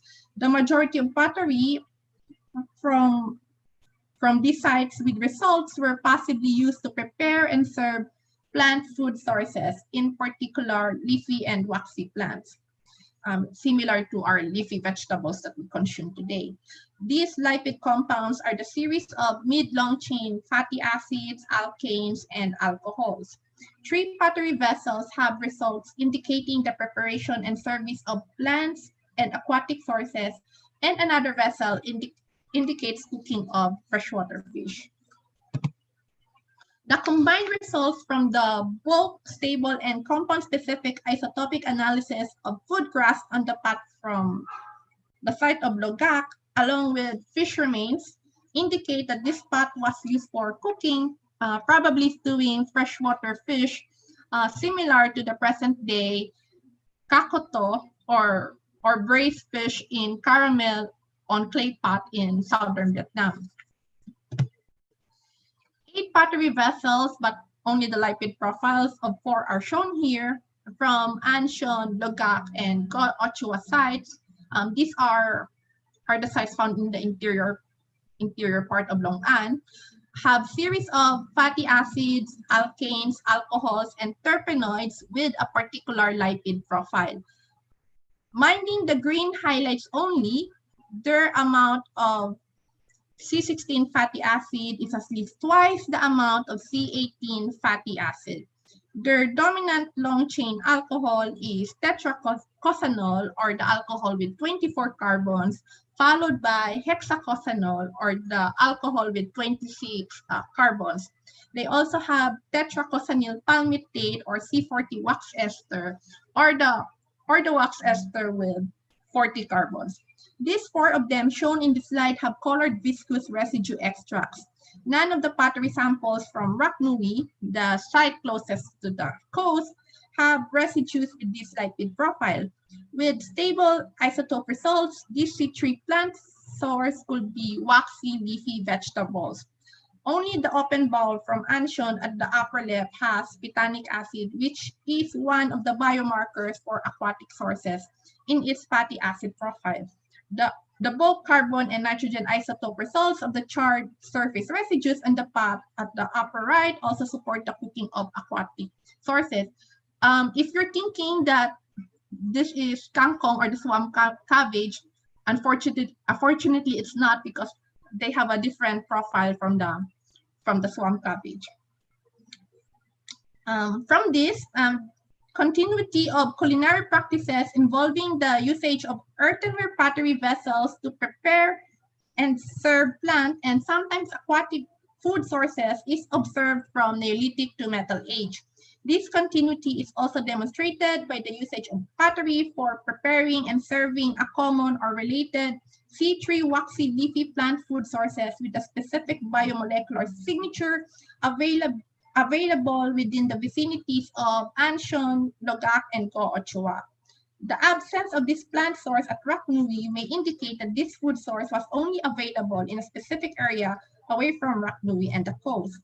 The prominent results highlight the importance of plant food sources and vessel plant aquatic source combination in maintaining and promoting identity in Mekong Delta. It's interesting that in present-day Vietnam, the people have very high emphasis on leafy vegetables, and coincidentally, the results of my study agree to their present-day food ways. Further work, such as follow-up analysis, are planned for these 3 vignettes and my other projects. I intend to continue this research endeavor here or abroad. So, of course, I am very open for collaboration.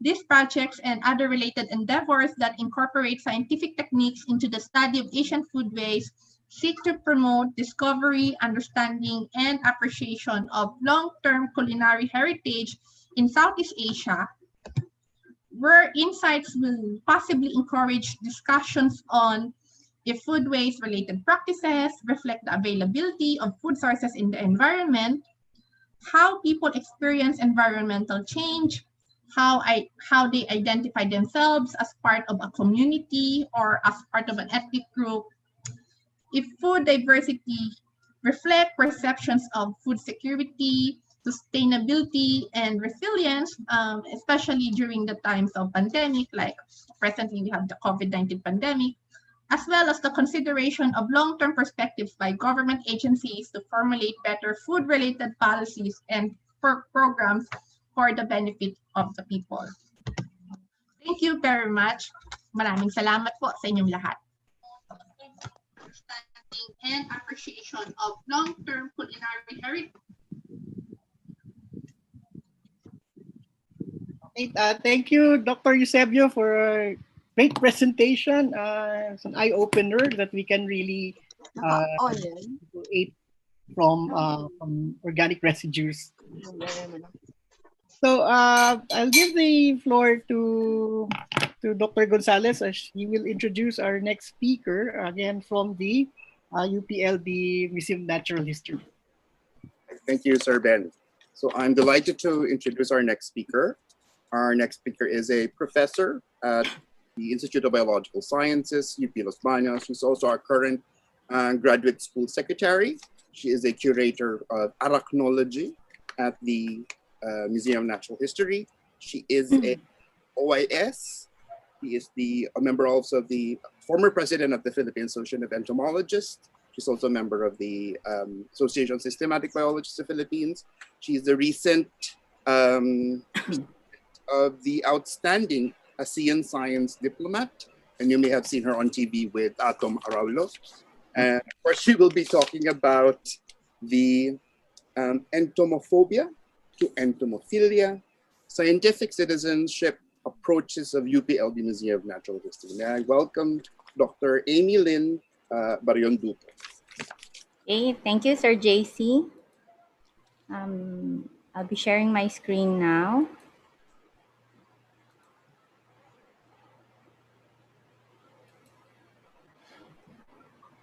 Yan. So I'll be just telling you or recounting some accounts of my experiences in converting the public from entomophobics to entomophiliacs. But spiders are included in this discussion too. So my co-author here is Dr. Lit. He's another curator from the museum. And let me simply describe to you my work at the museum or our work at the museum. So as curators, we try to make sense of specimens brought into the museum. Either the specimens are old or specimens are just brought to us or specimens for confirmation. So everything is lumped in the museum. So we share our passions for insects and other arthropods, and that includes spiders, through lectures, interviews, trainings, and short courses. So we spread ourselves throughout the nation. And also mainly to update the current knowledge in Philippine arthropods through our research activities. So as a biological museum, UPLB MNH serves as a center for research in that we create creative and systematic efforts for increasing knowledge. We're also the center for documentation because we have conscious, careful attention to record evidences of existing specimens, and also a venue for information and extension wherein we provide the community outreach activities, and for the most part being educators. Of course, curators participate in learning activities in the sharing of knowledge through experience to hands-on activities. But given the four walls of the museum, curators like Dr. Lit and I have decided to migrate outside of the confines of the MNH and the academe. Apart from extension, we wanted, again, in the spirit of the museum motto of bringing nature closer to people and people closer to nature, it's very hard to convince people to take interest in insects if they have predisposed concepts of what insects are, mostly pests, or they fear insects, or they fear anything that has more than 2 legs or 4 legs. That's already something scary. With food, it's easy because everyone eats. But how do you convince people to love insects? So we migrated because I noticed if someone gets a lot of money sharing false information, if she can, then as scientists, we should be able to be responsible in sharing good information to the public. And that information are types of information people can relate to. So we also try to look at impressions of people in terms of insects as friends or foe, how people view insects and allies, to lead to into something of a culture of science wherein it's the business of everyone, not just the scientists, to promote knowledge generation. And that's where I'm coming from. What I'm relating to you now is not really much of a research activity, but rather of a passion project. So taking a snapshot of misconceptions, we look at also interest and activity patterns. So we apply basic taxonomic skills also in looking at the bigger picture. How do you get the public involved here? So for example, for everything that we feel, if we feel bad about something, it's definitely an insect to blame. Say for example, the kissing bug in this photo. While we have, for example, the species Triatoma in the Philippines, the parasite that causes the Chagas disease is not really here. But because of misleading posts by enterprising pest control operators, they have banked on killing these insects simply because they are known to harbor the parasites, which are not really in the Philippines. So we get a lot of emails, for example, from the public, always saying that if they feel an itch and they see something, an insect similar to this, they feel that they're already dying. So to educate the public, we tell them about how these species are distributed, and it's not really fair to kill them immediately. And we look at also information exchanges. So as curators, we're no longer looking at our task in, for example, just working on museum emails, museum posts. We also look at pages, for example, of interest groups, such as gardening groups, wherein they post insect profiles. So we also comment on this to feed good information to the public. So if you look at the tagline, automatically they put in friend or foe. So the first thing they would like to know, is this something I could kill, or is this something I should let go? So we decided during the pandemic is to issue short information materials that are well laid out. The colors have been chosen, and the amount of information is very, very brief to attract the attention of the public, because the attention span of the public is quite short. You have to be able to provide the information in ways they could easily relate to. So this would be an example of our first post. And I think we managed to post around 25 of this throughout the ECQ. And we spread this out to different social media outlets, not just the Facebook page of the society. We went into the urban gardening groups. We went into biodiversity groups to supply this needed information. And after which, they were the ones who initiated sharing this information to the public. So when you put yourself out there, normally in scientific citizenship, we simply assume that the scientists, curators, or specialists are the ones who supply information. But in citizen scientship, we are also recipients of good information. The public also now serves as our source of information. If we go back to the previous slides, we will notice that based on their post, we could readily note down information such as occurrences and locality information, which we cannot have because we cannot go out of our homes. And look at the performance of the post when you look at activities. So in this post, this would be our most popular post because we have reached 9,707 people, around 415 reactions. While we normally ignore this type of information, if you are planning to do science communication and bringing people in to be interested in insects, you have to take note on how people react to your post. Let me show you. This may not look so much, but if you look at previous posts pre-COVID, when you do not work on when to post, how to lay it out, look at the difference in terms of the number of people reached. Even if you post it, there was no interaction. So when you post something on social media, you have to take note of how people interact, how to bring them into the story. So your destination is actually determined by activities. And whose activities would be that? It would be the public. So if you notice in this chart, the peak activity is the time to promote opportunities for engagement. Say for example, this one, the peak activity would be Saturday and Sunday around the time of 11 a.m. So before I cook my lunch, I post the materials there. So it's more of a sanity hobby or project. So let me show you some examples. While my Facebook page is mostly private, I share most of my public material, the good photos, through my Instagram account. So I try to put on the day on when I accounted it. I also make use of this as my own field notebook and use a lot of hashtags to bring people along. There. So I usually select what pictures would definitely attract the public. Normally, they like colorful stuff. They react to wasps, for example. Even the common house fly or the sarcophagid fly.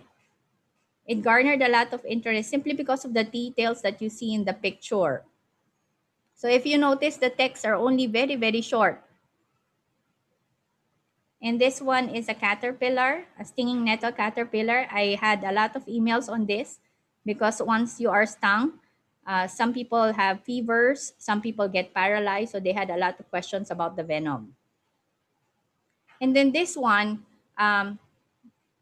This is actually a new account of a probable new species in Mount Makiling, but we never got around to go back to it because COVID happened. And we also share how insects interact with one another, showing a bit of cannibalism here. And you pose some questions so that people get to think. And this one, you share interesting stories of a spider that looks like poop, but only until it moved to catch a fly did we notice its existence. And some bits that when you zoom in, you see the red dot there, that's actually a mite. And sometimes I relate it to Darth Vader, some popular characters, to get the conversation going. And also details of mimicry, for example, to get the youth interested. If you notice in the earlier post, sometimes I tag it as kulit sap because I have a young follower, only 3 years old. The mother of this child requested us to post something for the child so that when they go to the garden, they have something to look at. So what are our takeaways here? So your journey to bringing people into your field, if you want to do that, is like traveling. The baggage that you have is the information that you carry. You carry what you know. Your passport is establishing trust in your ID and also establish trust that you do not know everything. So say, for example, if you look at to the right, it's a good discussion on the identification of a posted spider. Amateur hobbyists are posting their guesses, and then I just simply help them with some explanation, and then we have, for example, agreements on the identification. But it creates a community of learning. So we learn from one another. I could give the wrong ID, we could debate on it, but it's a healthy debate. And we do not look at degrees here. So we just look at passions and interests. And such public engagement will direct you on where to go. That will serve as the map in creating interest, moving from entomophobia to entomophilia. And I think that's the last slide. Thank you.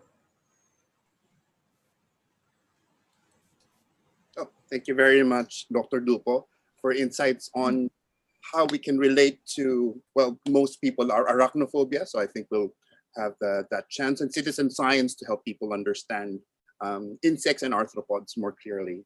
So I'll bring back of course, our questions will be answered later. I'll bring back the floor to Dr. Vallejo. Okay, thank you, JC. Okay, now I have the pleasure to introduce our last speaker, who is our host also here. It's Dr. Juan Carlos T. Gonzalez. He currently is a professor in zoology at the Animal Biology Division of the Institute of Biological Sciences at University of the Philippines in Los Baños. He completed both his zoology studies in the bachelor's and master's in UPLB, and his Doctor of Philosophy in Zoology at Oxford University in 2012 through a Ford Foundation scholarship. He was appointed as the 11th director of the UPLB Museum of Natural History and continues as a curator for birds and Zoological and Wildlife Museum, which houses a large part of the Rabor collection, which is world famous. So with that, I'd like to introduce what we in the biodiversity community, in the biodiversity community fondly call as JC. Okay, so I'll give the floor to Dr. JC Gonzalez on his presentation on safeguarding natural history collections in the new normal. So JC, you have the floor. Thank you, Sir Ben. So I'll just share my screen. Ayan po. Kita na po aking screen. So yan, good morning everyone. I'll be talking about safeguarding and natural history collections in our new normal, of course, with our current pandemic. Again, I'd like to thank the Philippine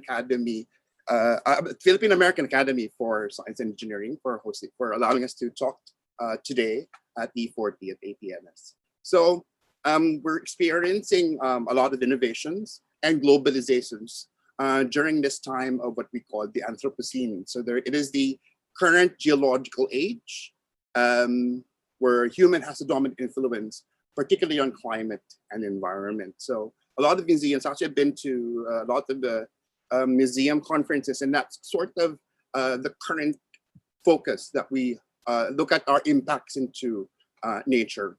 So it's our time of living in the Anthropocene, and of course how natural histories would react to that age of humanity. And I'm showing here a slide of the Carnegie Museum, and they're showing all the extinct species that we, of course, affected through the years.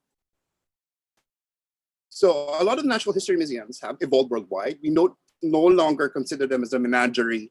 It's no longer a set of dusty cabinets full of oddities and stuff. So it has changed a lot. There's more global approach, but also a lot of museums are now looking into a regional approach, what they have around our area. So that's one of the focus of the University Museum that we have, MNH, is to focus on Philippine biodiversity. Of course, emphasize the ones that you find around Mount Makiling. A lot of them are ecosystems based rather than just taxon based. And of course, a lot of changes there have interactive displays. So of course, remember that if you go to the museum, don't touch. So now you can actually please touch the specimens and feel what they are. So there's actually some specimens who have fur and feathers, so you can interact with them. There's a lot of live exhibits, as you see here, with a child peering into an aquarium. There's a lot of captive breeding involved in it, so they would, of course, have to fill in the live exhibits. There's a lot of interesting amalgamation of culture and art into what the importance of biodiversity is, as well as, of course, going to genetic research, focusing on how science is involved in expeditions, how to create expeditions, of course, focusing as well on conservation education. So it's important that we emphasize on our impacts to natural history. So it's now, we look at it as a center for the awareness of impacts of both innovation and, of course, our impacts, which is perturbation. So how much we have changed the Earth. So we look into these four things. One is post-natural. We've domesticated a lot of species. There's a point where a Chihuahua and a Great Dane are no longer, of course, able to breed. There's a lot of genetically modified organisms that you see here with the malarial resistant mosquito. Of course, it is important to help combat malaria. We've done a lot of habitat alteration. As you see on the bottom picture, that's a set of urban wildlife that you see in Pittsburgh. And also emphasize now on a lot of urban wildlife in the Philippines, especially in lockdown, a lot of people see all the animals and plants around their house. And that also includes a lot of impacts of invasive alien species, because we introduced and traveled and brought in a lot of things. For sure, during Muulan po ngayon, you've heard a lot of frogs, and probably most of the frogs you hear while it's raining are actually introduced species. The impacts of pollution, pesticides, and climate change. You now have experienced a lot of coral bleaching, a lot of decline that are unusual, such as for the honeybee decline, and impacts of pollution on seabirds. And of course, leading to that decline, we've made a lot of extinctions, both through overexploitation and persecution. And with that, we put into a lot of value on the specimens that we collected through the years. So they become important baselines. So these historical and heritage collections are very much relevant. So it's interesting that we make something old and, of course, relevant and current. They serve as permanent records. We value all the species that we've lost, as well as recognize species that are new. And of course, it's a basis for comparative studies. Anything that's changed through the years from the historical to the current. It's still a great resource for DNA. So consider that as a historical DNA. Anything older than that would be ancient DNA. We'd focus into global access. We're trying to be more global in terms of collaboration and research. Now in the Philippines, because of 9147, it's good that we have it because it helps protect our wildlife and our natural resources, but also it helps restrict research. So there are restrictions in terms of the collection in the wild. So we now have to consider what to collect and what not to collect. Museums are now also threatened by, surprisingly, fire and theft. If you've heard of the news, Brazil lost 2 sets of collections in 2 fires. And then there was 2 sets of theft in the UK in museums. They were stealing bird feathers and rhino horns. So yes, we do have that danger. Sana naman wala pong manakaw sa museum namin. And with that, the museum is, of course, trying to be at par with the global standards occurring now with all the museums around the world. So in terms of collections management and research, so we think that the MNH is at the forefront of these current programs of these global museums. So we do have a lot of seminars and, of course, research in the field, as you see in these photos. So with the talk, I'm sharing this with my staff. So this is a photo of the staff of the Museum of Natural History. These are the regular staff. We also have project staff added in. So I'm very lucky we have 19 staff, which are regular.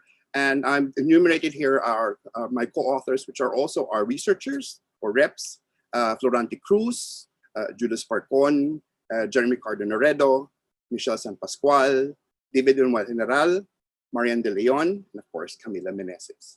So I know they're on the audience right now. Hello po. So I'm also with the Institute of Biological Sciences as a professor in zoology, as a director, I am a seconded staff from the faculty. So of course, we have our curators here as well, and some of the curators watching now in the audience. So one of the things we have at the museum now is integration of art and live exhibits. We thought that putting in that interest of both anthropological and our aesthetic or artistic would kind of tie in with the natural history component. So here we have the epicenter or the Epiphyte Center, which focuses on Hoyas and orchids. And of course, the out of sight from our museum building is the Hortorium, which used to be the CA Arboretum. We still have an amazing set of riverine forest. And of course, dun po nakaplant yung interesting species, both natural and domesticated species. So we have a set of bamboos, the bambusetum, the palmetum, so a lot of interesting things in the Hortorium. For animals, we have a herpetarium. We have a set of live frogs and snakes. And insectary, as you see here, we're breeding the Farnacia magdiwang, which is one of the largest and most interesting stick insects in the Philippines, from Sibuyan Island, first described by Dr. Lit. We have sets of aquaria, which features interesting native fish. We also have the medicinal plants and a lot of interesting cultural uses that we integrate into the exhibits. We focus now on natural history photography. Actually, recently our staff undergone training, in-house training on photography, which was led by Florante Cruz. Our staff are also experienced and adept scientific illustrators. So we also focus on that. Apart from that, we have, of course, gone through the modernization of systematics by the application of molecular techniques and high-res imaging. It's not just about stuffed animals in the exhibits anymore. So we try to go into that initiative of barcoding and making use of molecular systematics as a basis of looking into relationships and species limits. So I myself have looked into historical DNA sampling with hornbills that I used with my PhD. Dr. Dylan's using molecular techniques in analyzing her microbes at the molecular culture collection. As you see here, that's part of the photographic session where they look at really good images of arthropods, so digital images as vouchers, apart from the ones which are pinned. So I think that's the importance of natural history photography now, especially with a lot of equipment that are being more accessible to us. And of course, there's a lot more tools that we can use that can help us see a bit more clearly into the morphology. So we think of those new tools as well as programs or applications, software, as emerging tools for systematics. The museum is also into multidisciplinary research. Of course, we are a wide group. We have a lot of curators involved and a lot of taxon groups involved. And thus we go into expeditions together, and it's, of course, multi-taxa. We go into cave biodiversity, forest canopy wildlife, as well as biodiversity on islands. We focus on topics of climate change impacts, as well as microbes and that cause diseases in wildlife. So here are some of the photos of the staff have been in El Nido, Palawan. What we wanted to do with the museum is make it more globalized, and we want to focus. It's one of the focus of a lot of museums worldwide is sharing. It allows a more global connectivity. It also allows us to access a database. So it's not just us accessing, we have to also upload our information. There's of course certain limitations of what you can access. It depends on which museum it is. So it's important to put into account the digitization of records. So here's an example of our samples in herbarium. So the CAHUP, or the College of Agriculture Herbarium, University of the Philippines, which is another name for our botanical herbarium, actually came back from a conference in Japan, and they actually thought that, yeah, why we need to digitize our records and make it more available to influence not only study, but also interest and collaboration. At the same time, me and Mr. Naredo went to the Society for the Protection of Natural History Collections in Chicago. We also had the same influence of digitization. And that's what we wanted to discuss in the CLADES conference. And with that, we were fortunate to have, together with the Dr. Afam, our curator for herpetology, we went to a GBIF training workshop, and that kind of helped us develop the proposals. So we do need to emphasize on still using the museum and its collections. So it's what I call it heritage collections. A lot of the collections are part of the original collection that was deposited by a lot of the famous taxonomists. In my case, this is from Dr. Dioscoro Rabor, who collected a lot of birds and mammals and amphibian reptiles during his time. And these were collected in the 50s and 60s, a lot of which you cannot see anymore. So we want to emphasize they are priceless, irreplaceable specimens, but still we need to make use of it and understand it. It's not just going to be kept in a drawer forever, so it has to be sustainably used. So because of that, we are a center for biodiversity research and conservation. All life, omnes vitae, from microbes to mammals. That's a very wide coverage of all the species of organisms in the Philippines. And we think it's an important base to look into taxonomy, because taxonomy matters. It is vital for understanding biodiversity. Some of the focus that one of our staff and our curators are working on is on insect and arachnid systematics, into mycology, medicinal botany, malacology, particularly on microsnails. There's an integrated group of curators studying bats, as well as their bat guano, looking into the microbes that live in bat guano. Of course, we have herpetofaunal studies, both amphibians and reptiles, as well as surveys on birds and mammals. And of course, our different researches, which are multidisciplinary on cave ecology and forest botany. So we also have the availability of those collections as a tool for teaching biology, or the biological sciences, or the natural sciences.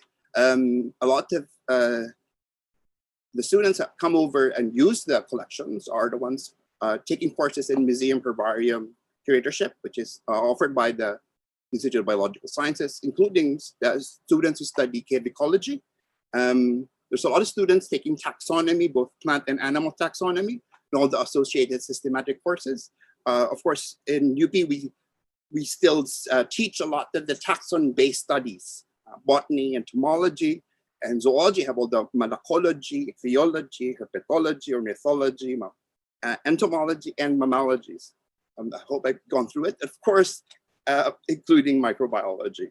So we help support these courses when they, of course, nowadays it's a little bit online, so it's sort of halted for the time. We also supported training courses and museum internships in the past, and of course, support of SUS. So this is an example of the most recent internship. Of course, it was the last because of COVID-19, the pandemic shut us, closed the museum. We're unable to accept internships at the moment. Of course, our exhibits are open to the public. It has exhibits on Philippine biodiversity. So it's our way of providing the visitors a way to understand Philippine natural history. We also have our biodiversity seminar series at our conference room. We also allow museum internships. Of course, internships are integrated within UPLB for students within the UP system. We have in-house and of course external training on species identification, museum techniques, including this one just an in-house training on natural history photography. Of course, and the staff are involved in discovery of new taxa. You see on the upper picture, Mr. General is showing his photo of Rumbulena Corazon, was it? Named after Corazon Aquino, the former president. We have novel studies in both medicinal plants, cave microbes, insect spiders, and of course, recently on bat viruses, which I think is a lot of concern because of our current pandemic, which is derived from a coronavirus. So with the global impacts of this present pandemic, I think we're all feeling it. We want to adjust ourselves to what we call the new normal. So here on the one side is what we had before this pandemic, a lot of visitors coming, especially kids. And on the other side is, of course, that says me parked on front, a closed museum because it's now closed. Up to all museums are closed on community quarantine. So still we have to keep the museum open and so we have to develop, grow, and apply new biosafety protocols to keep the office running. We are, of course, lucky because Dr. Marin Delon is a DOH trained biosafety officer, so we have our own biosafety officer.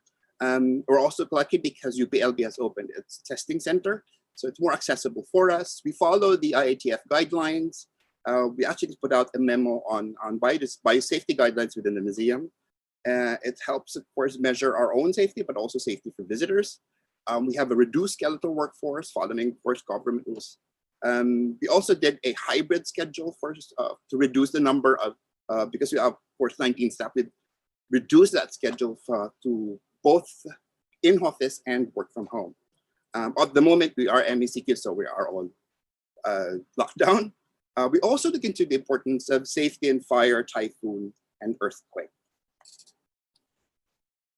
So here are some of the, I know these are the memos, so we'll just kind of breeze through them. I'll show you the advisory that we've been closed for a while. We'd also closed for disinfection. We have a protocol on the website. So you go to the website, the MNH, you have new MNH protocols for client visits. So if you are interested to come and visit the museum, not as to see the exhibit, but also for other services, that is the page to go. We've also adjusted our operations in terms of continuing the services of the museum. For us, we're still meeting via Zoom and chat box. I've never used Messenger chat box and then Hangouts as much as I could before. Also been Zooming a lot. I think we're all Zoomers at this age. We've converted our biodiversity seminar series into webinars. And of course, we have new guidelines. So these are some of the recent interviews that was done in the museum. Of course, that will change because we have new sets of interview guidelines for interviews. Of course, the online museum services from specimen identification, scientific name verification, loans and donations, of course, have changed. I have to move it online, including payments because our cashier is closed. And of course, you have no access to collections at the moment. So here are some of the examples. Again, you can go to the website to look into our services for biological specimen identification. And I have those sets of guidelines that change into for identification services during this community quarantine. We also have to look into how the museum is in terms of contribution. And we think the online platform is perfect. So we actually have all our social media platforms in place, but we now emphasize further on its use. So it's not just maintaining, but making full use of your social media platform. So of course, the recently updated MNH webpage, which is monitored and developed by our extension coordinator, Florante Cruz, have all these social media platforms. I think everyone has their own Twitter accounts, their Facebook accounts, their IGs, their Instagram accounts. There's a lot more other accounts I haven't used, but we also have our TripAdvisor and Google Community and Hangout. We do have our own MNH channel or YouTube channel. So please do subscribe to our YouTube channel. We've opened up and put back our own online journal. It's open access called Laksang Buhay. And recently we developed through the help of the computer science department on a virtual tour of of the museum, as you see there. So this is the walkthrough. It's Ver 2A of the UPLB Museum of Natural History. So here is our Facebook account, our YouTube account, our TripAdvisor, and of course, Luxembourg. So again, it's amazing that now we're making full access. It's not just local, but also global reach for the museum. Oh, by the way, our virtual tour is 3D, so you need to use those special goggles to see that. So it was developed by a student from the Department of Computer Science, the Computer Science Institute. We also continue to safeguard our collections. It's a little hard because of the movements in between our buildings, because the museum building has the exhibits, but not all the collections are there. We're actually in 3 different buildings, so access is a little difficult. So we have to help maintain and safeguard those collections, as well as the live collections. So what's interesting is because of the lockdown, we've always kept things sanitized, so it's nice smelling, clean and sanitized. Of course, there is no lockdown for collections. You also have to access those collections. As you see here, so we have developed that hybrid schedule, and so we have managed the collections. It's time to fumigate, things that we couldn't do before because may bububutang tao. So time to fumigate, top up also the collections, as you see here in the herpetological collections. Bumababa yung alcohol, so you have to top up that ethyl alcohol. Ethyl alcohol is a little difficult because it's being used in the pandemic. We also focus now on what things we can do online and at home, such as building up our grant applications and again, publications, doing the database management. That comes in with the digitization. I think that's the time you're always in front of the computer and do the database management. And of course, we have a skeletal staff that helps maintain our live collection here, as you see, Boy with the epicenter.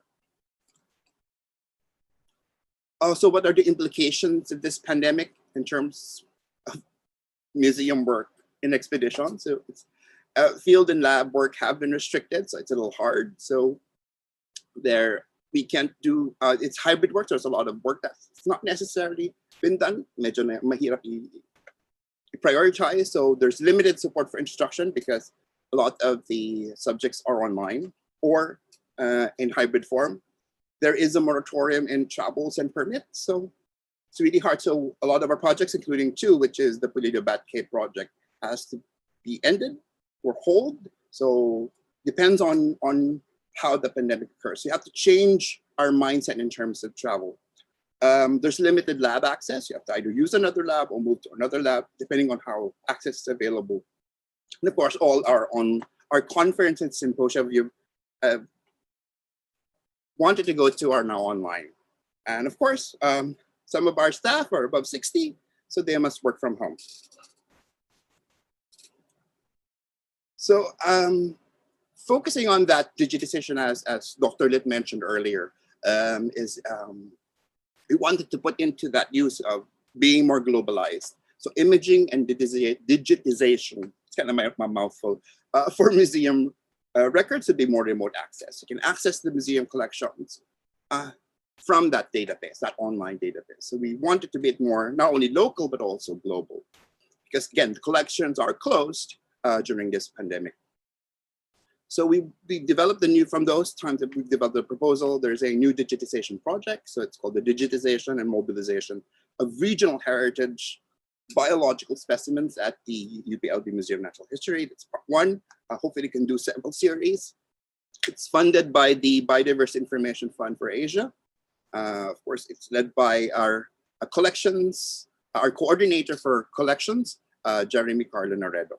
And it aims to provide biodiversity data to the GBIF system, which allows remote access. So here's an example of what GBIF is. So you can actually, this is an example of just looking into the occurrences by just typing in the information you need. So I've typed in Rabor, Makiding, and wildlife, and then came up with this set of specimens that you find all over, data set from all over the world. So hopefully the museum would be included in that. And of course, we still plan to reopen. Hopefully, a lot of museums in Europe have reopened, although again, it depends on the Philippine government what their ticket is into opening certain areas such as museums. But we have to prepare for it and accessibility for the new normal. So again, museums are all closed during a community quarantine. Once it's changed, you have to be ready for that opening. We also have a planned renovation, the modernization of the Museum of Natural History building, which you see here, artist concept. That is put on hold, but of course, if it allows, we'll go back into the renovation. There is a maximum number of visitors you can allow into a museum. You have to think about the biosafety requirements for each of those visitors, depending on the age. But I think we still have to disallow anything below, follow the 21 to 59 age limit. We also have to change the exhibits. There's less light. It's harder because of the pandemic. It's harder to access the museum. So there are no interactive displays anymore. So we're back to no touch. Of course, checked up our entrance fees. Hopefully it will be in implementation once we open again. And for now, because we are closed, we'll focus on accessibility online. So I think this is what we have with our new normal. And with that, I would like to thank, if you have to contact the museum, go to our website. And of course, at the moment, we have no visitors, no fees, no income, no worries, but we'll still continue to help serve you at the museum. So salamat po and stay safe. Thank you. And I'll bring you back to Sir Vallejo. Okay, thank you, JC, for the presentation. At least we get updated for what the preparations for a new normal will be. I think it will be also good for the other museums in the country, especially museums in the regions and in Metro Manila. So I think now we can go now into the questions and answers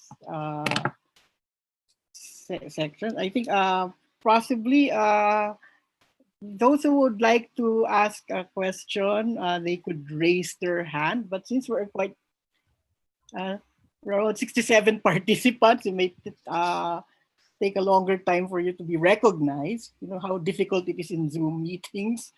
Perhaps a better thing to do is just to put your questions on the chat box and put the name of the person you want to ask the question to, and JC and I will read out the questions and direct it to the speakers.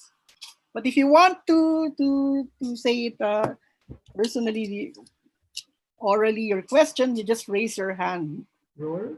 Yeah. Okay. We can start the question. So, yeah, who would like to ask the first question? Ben, I think there's a question in the chat. Yeah. But I can't see it on my end. Yeah. So, JC, can you see that? No, I can't see it here. I don't know why. Oh. I think you ask the admin how to open that. I can read it for everyone. Okay. JC, can you see it? Yung question QA? I don't see the QA, but Kaloy can. I can see it. It's here. So from Earl Echel Caraga to everyone. In science, citizenship, and the prospect of the public bringing a lot of information, both in urban and non-urban areas, in social media, it is also important to note the age groups who interact with the posts. Do more middle-aged to old people interact than young people, and what it could entail to the online community? Yes, I agree with you, Earl. It's also included in the study for insights. You can look at it also as a page admin, for example. But I noticed that many middle-aged individuals are very active in posting, asking for identification, while the younger individuals are more into helping identification. They readily post their comments immediately, giving feedback, trying out to provide hypotheses, so they get to interact with one another. We're still at the starting phase of this kasi, again, this is just a passion project, a hobby. And while following the discussion with Dr. Isiptan in a previous PAASE webinar also, we realized that we have to take this seriously, looking at insights, what time, what ages. So far, with age distribution, we have a 50-50 representation between males and females. Most of them are middle-aged. And again, their activities is around 11 a.m. While the younger ones, they're more active around 9 p.m. to 11 p.m.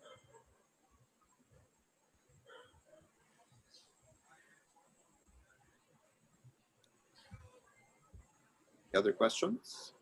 Yeah, there's a question from Miss Leticia Afwang. Okay, she would like to say it. Yeah. So give the floor to Miss Afwang. Are you here? Hello. Yeah. Am I heard? Can you hear me? Yeah. Yes, Yeah. we can hear you. Yeah. I just wonder, since most of you have gone to museums, international museums that we know are of high quality, and we also recognize the very great value of museums, especially in upholding historical biological data. It goes beyond ages. How would you rate the status of Philippine museums in relation or compared to the rest of the other museums? And how could we improve, or what action should we do so that we can come at par with the rest of the international museums that we know of? Okay, that's a good question. Let me answer a few of that, something about that. I think it starts with our basic education, and because our teachers would have to be more oriented to what a museum really is, because I have known I get students in college when we talk about visiting museums, whether it's for fine arts or anthropology or natural history. The the the view is that the museum is just a storehouse for all of these objects, and sometimes if they see it once and that's it. So I think one of the biggest challenges really is to make it an ongoing engagement. Maybe I see that the new normal provides certain opportunities, but the thing is, again, it may not be available for everyone, especially because internet connections are not yet democratized in our country. But still, that continuing engagement will be a major challenge. Whether museums are reopened, it will be reopened, but perhaps with reduced visitor attendance as a public health measure. So we need to increase that engagement. So maybe Dr. Dupos may have something to say about it, in JC. First. Ladies first. Sir JC po muna. May sinasagot lang po ako sa chat. Okay, JC. So it's a little different with natural history museums because a lot of people go in and it's part of the education system. We also actually, most of our visitors before the museum closed are medyo young audience. Of course, 10 pesos karamihan naman rather than 20 pesos entrance fee. But it's amazing because we still have, even though there's the new National Museum of Natural History, which is open to the public now from the National Museum system, we still get a lot of visitors from last year. So I think it's a different thing na marami na engage with natural history, of course. It's everything you see around you. But also different with university museums because they are effectively used as support to teaching collections. So talagang mas gamit po yung from university museums as being connected to that. I hope I was able to answer. So, Ma'am Dupo. Okay, so apart from MNH, for example, being a university museum, malaki yung nakikita natin in terms of our function for engaging people, but not on the conventional manner. Kasi po, my first job actually in the university, second job, was to serve as an extensionist for the museum. So I saw the transition between people looking at static exhibits And now people are wanting more. So when they go back, the first feedback that they have with me is, wala bang bago? And now we're moving on to the task that maybe the museum is not just the exhibit, rather the curators, the staff, the research are actually museums also providing information to the people straightforward, but not in a scientific manner, rather in a way that we can converse with them just as we are conversing with colleagues, our students. So it's pretty dynamic, but you cannot draw the lines between where the museum starts and where the museum ends. Dati nga, our first impression of a museum was that most of the exhibits are dead. But now we're working on a live museum, giving more importance to observations in natural history. Kasi nga, we also have an academic complement. So I think those are what I see to be movements in the future. I agree. Thank you po. Next question. I'm sorry. Well, I'd like to read a message from Professor Emeritus Giselle Concepcion. So congratulations to Professor Concepcion for being designated as Emeritus Professor at UP. So he encouraged us to join forces with national scientist Lourdes Cruz, who is an advocate of science citizenship or citizen science. But because I think we are all now dedicated to it, so it's a challenge from Emeritus Professor Giselle Concepcion, who's also the president of PAASE. Thank you, Benji. Thank you. Thank you. You're welcome, Giselle. So, and do you have any? There's another question. Now, this is a question for Dr. Michelle Eusebio from Mr. Agustin Doronila. Did you look at the phytoliths as a way of discriminating the rice varieties? You're in mute. Wait, Michelle, you're on mute. Unmute. Okay, yeah. No, I don't specialize in phytoliths. So in relation to the Ifugo Archaeological project, they had someone who specializes on phytoliths. I think it's Dr. Michael Horrocks. Yeah, they also publish on that. So as an archaeologist, I'm only aware of phytoliths can separate. Examining phytoliths can separate up to genus or species level. Not yet. For the varieties, I don't know. So. Thank you, Paul. We have another question. Thank you, Ma'am Eusebio. So we have a question from Dr. Huang. Can we achieve global significance through virtual exhibits? And are we capacitated to do this? I think that's my question because I talked about virtual museum sets. So we have a virtual tour at the Museum of Natural History. It's a little different because you have to access an application to do that.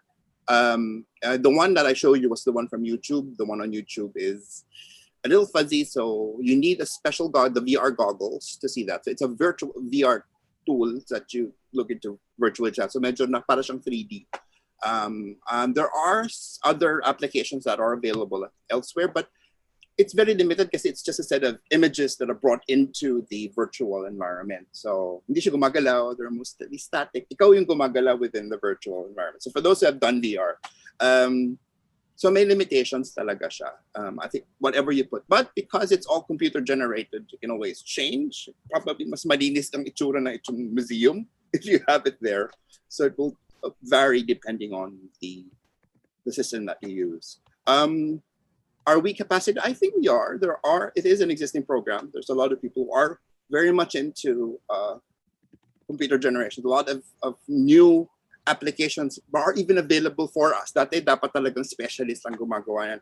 Ngayon, you can see that people can do a lot of things on IG. Just download an app. Convert your picture to art. Gusto mo maging Andy Warhol yung itsura mo na picture mo? Just get this application. There's an application. You can change that. And then without even handling paint or anything can change. So yes, depending on what application it will be used, and you can achieve that in terms of, again, it's all online, it's very limited. but it's still very useful. And thank you, Mama Fang. Anyone would have an answer as well from the panel? Kayo po.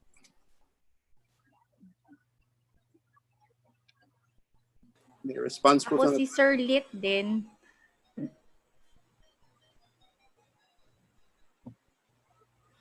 Actually po, capacity-wise, I don't think we are in short of that. Passion-wise, we are very much with energy. Infrastructure po siguro. But Sir JC is correct in that na we only need to say that we want to do it for us to be able to do it. Kasi kahit naman po gaano tayo ka-high-tech, it all boils down if we want to do it.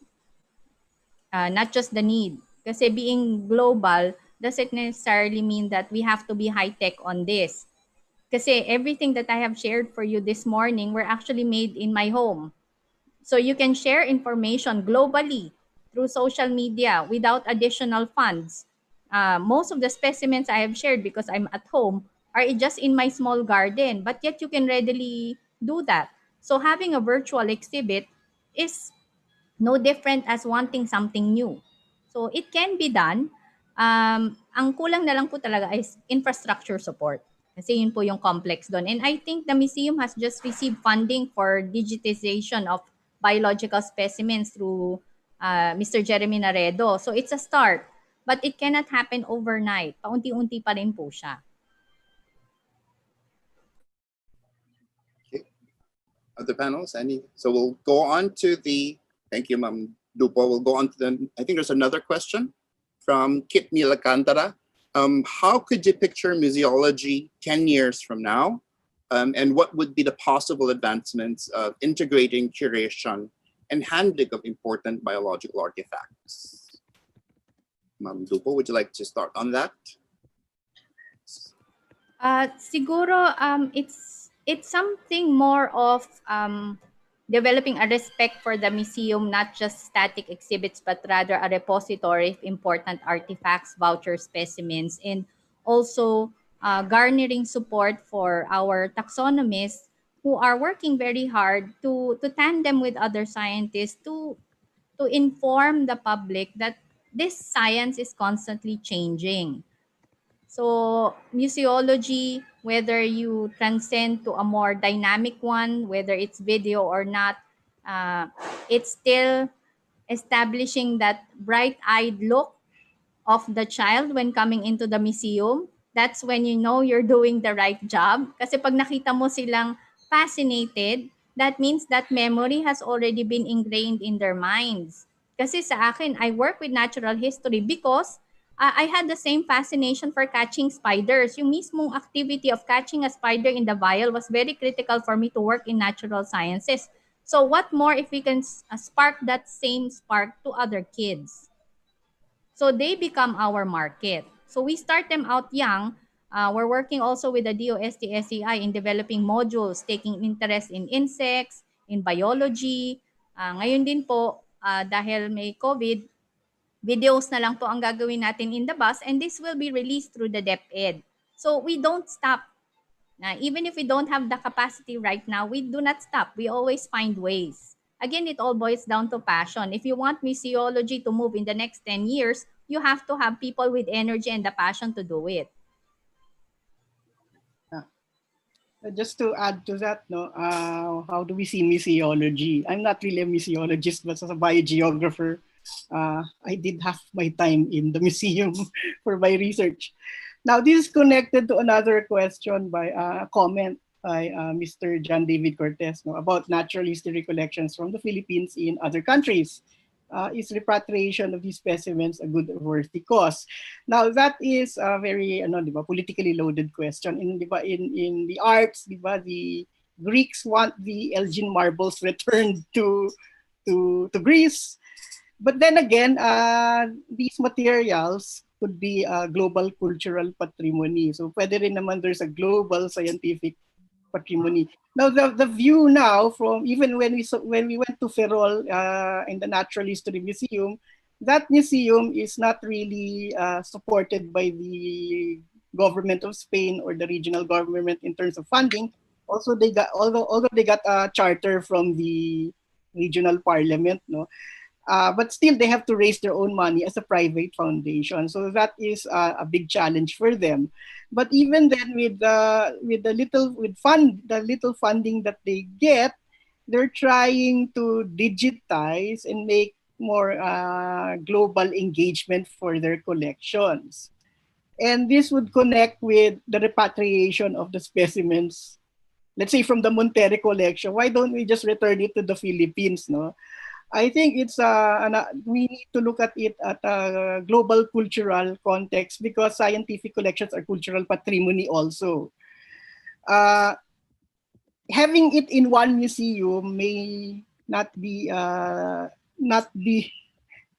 good just in case something happens to our national museum because all our specimens are there. Okay, it's better that some of them would be in museum overseas. But since we are now in a more globalized environment with digital access, everybody you can access it digitally, some of the material. And if you need to go there to see it physically, and we should give a system of grants and support for scholars and students in mobility to go from museum to museum. In the European Union, that's quite easy because an EU citizen can go from one EU country without any visa requirements. We still have a problem here. Just to go to Europe, we need to apply visas months in advance. No? So, yeah, it's a question that is that needs to be fully discussed. Maybe we should have agreements with other countries. So the Montero collection, if you ask me, I think would better remains in Ferrol because the climate is good for its preservation. If we move it to Manila, then we have to invest in a separate section of the National Museum and probably with the climate controls. That's it. That's my opinion. But we can access this digitally once they complete the digital recording of all the materials at the museum. Hello. Hi. Hi, JC and Ben. Hello. I'd like to add to what Dr. Dupo mentioned about how to move forward, or what do we do 10 years from now. That like to also answer that question. Dr. Dupo and JC has also answered about the virtual tour, so I will not dwell on that. But I think as far as the research collections are concerned, we really should have one proper building that will secure the museum, not only in terms of disasters, but also securing it against the humid tropical climate, as well as having a proper molecular lab. I know JC has required PCR machine, but a proper molecular lab near the museum collection so that we will lessen the potential harm to specimens. Transporting priceless collections from just one room to the next entails danger. And if we can, for example, getting those toe pads from birds, or a piece of a nail from a specimen, to extract DNA will be much better, much safer if we have our own molecular lab in the museum. And also to go forward to a more comprehensive digitization program so that not all specimens need to be loaned physically, but maybe through images. So that's what I would like to say for how to go about 10 years from now for museology. Thank you. Thank you, Sir Lit. So would you like to add on the instant natural history specimens being repatriated? There are some museums that would like to also, what do you call that, bawasan yung kanilang, they're already lacking in space. But the problem is, are we ready to accept them? For example, the part of the Baker collection, Charles Fuller Baker, the one of our first deans in UP College of Agriculture, part of his vast insect collections, there's part is in the Bernice P. Bishop Museum in Hawaii. The other big part is in the Smithsonian collection in Washington D.C. and they are willing to give, especially those parts that nobody is working on. The problem is who will finance the transport and who will be accepting here. I think we are, because that's actually from the College of Agriculture, which is UP Los Baños now. So some are ready, but of course for the others, like the ones in France, the ones in the British Museum, they might not be as ready as the ones in the US. Thank you, Sir Lynn. So yeah, we actually have specimens that have been repatriated to the Philippines. One of the examples is the holotype of the cloud rat from Dinagat. So it is actually part of the collection, or the board collection here in UP Los Baños. So it's been brought back by the Field Museum into the Philippines.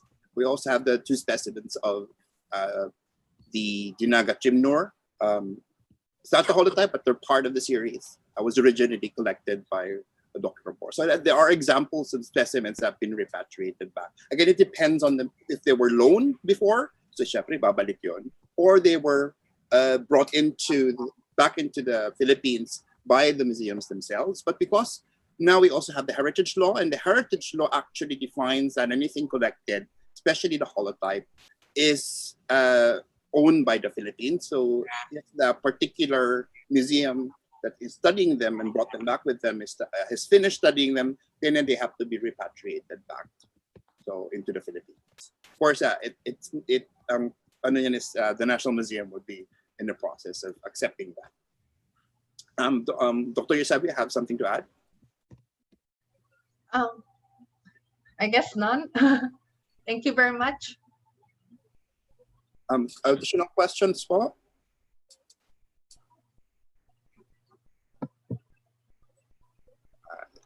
Double check. May question po si Ma'am Gisela. Is Stephen Acabado Filipino? Oh, I think I addressed it here. Yeah, he's a Filipino archaeologist based in University of California, Los Angeles. He published a lot. He even writes recently in Rappler. So he talks about the younger age of Ipuga-Rice terraces as opposed to 2,000-year-old story. And then I think he recently wrote about the Bahay Kubo, the interpretation of the vegetables in the Bahay Kubo and the implications of those vegetables in our history, that they are here because of the Colombian exchange, in relation to the galleon trade. So you can look, you can Google him for his works, a majority about Ipuga-Rice terraces. JC, may I say something? JC? Yes, Hi. Yeah, if you scroll up, I had a question to Michelle and also to you and Benji, because there's a group of us actually led by Toto Oliveira, interested in our Austronesian origin and relation. And of course, we know Taiwan also has it. So of course, we could trace our evolution, our ancestry, just by doing our genetics. And I'm sure there's this kind of studies already from our researchers like Cora de Umbria. But we were thinking also of linking it to agriculture, to our early crops.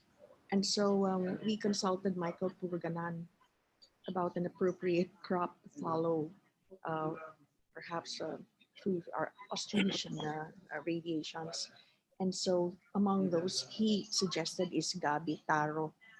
And now Michelle says that taro is older than rice, okay, plantains.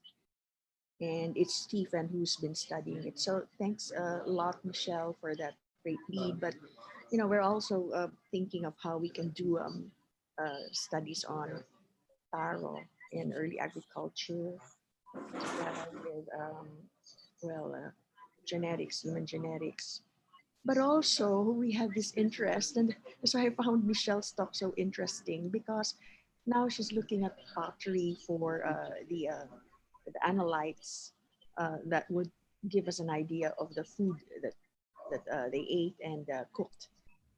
We're also interested in how taro was being used as a food ingredient, throughout our history until the present time. So this is a kind of an interesting project that you might like to consider, because it's cross-disciplinary, sociocultural, it's historical, but it would also entail a lot of genetics and chemical analysis, as well as citizen science, because then we're already going to get our RAs very interested in food in different parts from different parts of our country to look at the recipes that make use of taro. Anyway, it's still in the works. We're still trying to conceptualize it, but these kinds of research, I think, they're appropriately linked to the museum. So Museum of Natural History and also of Anthropology. Okay, so thank you for giving me the chance to speak. Ms. Abby?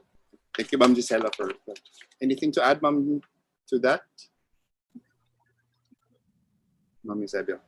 So I think I keep up. Well, in relation to the Austronesian migration, because they supposed to, aside from language, they carry with them rice agriculture. So perhaps the best marker would be the rice residues under pottery. Rice is kind of tricky because it's mostly carbohydrates. But recently, it seems going to be optimistic because there are the biomarkers for other cereals like wheat and millet. They already discovering it. But if you're familiar with PTME's compounds for the millet and alkyl resorcinols for the wheat. So probably later on, the researchers somewhere in Europe, they'll discover the actual biomarkers for the rice. Well, I suspect it's alkyl resorcinol because rice actually have alkyl resorcinols, but the specifics, it's about to, yet to be discovered. So yeah, I think the best biomarkers for for the Austronesian migration have something to do with the rice. So hopefully sooner or later there will be an established biomarker for the rice. Thanks, Michelle. Very, very good. Well, yeah, I would have anything to add in terms of biogeography with those Austronesian origins. Yeah, I have something to add. About a year ago, there was a symposium by the Centro ng Wikang Filipino in Diliman, hosted by Dr. Michael Andrada. He asked me to look at the names of the giant clams because that's really on my master's thesis, under the late Dr. Ed Gomez. The giant clam has several names all over, and they're all of Austronesian origin. And it depends on the habitat of the giant clam on the coral reef. So some Indonesians call it gima, okay? Depending on the particular reef zone. And in the Philippines, we're quite unusual because we call it taklobo, the giant ones. But the smaller ones that belong to particular ecological zones in the coral reef are called different names in the different regions. And all of them are more or less the same all over the ethno biodiversity, ethno ecology names for them are more or less similar. So that would indicate possibly when the giant clam was used, whether for tools, which is quite early on in the archaeological record, and mostly for food at different times in the Pacific Islands. So it's interesting thing for research and may be connected with the population genetics of the different giant clams we have now.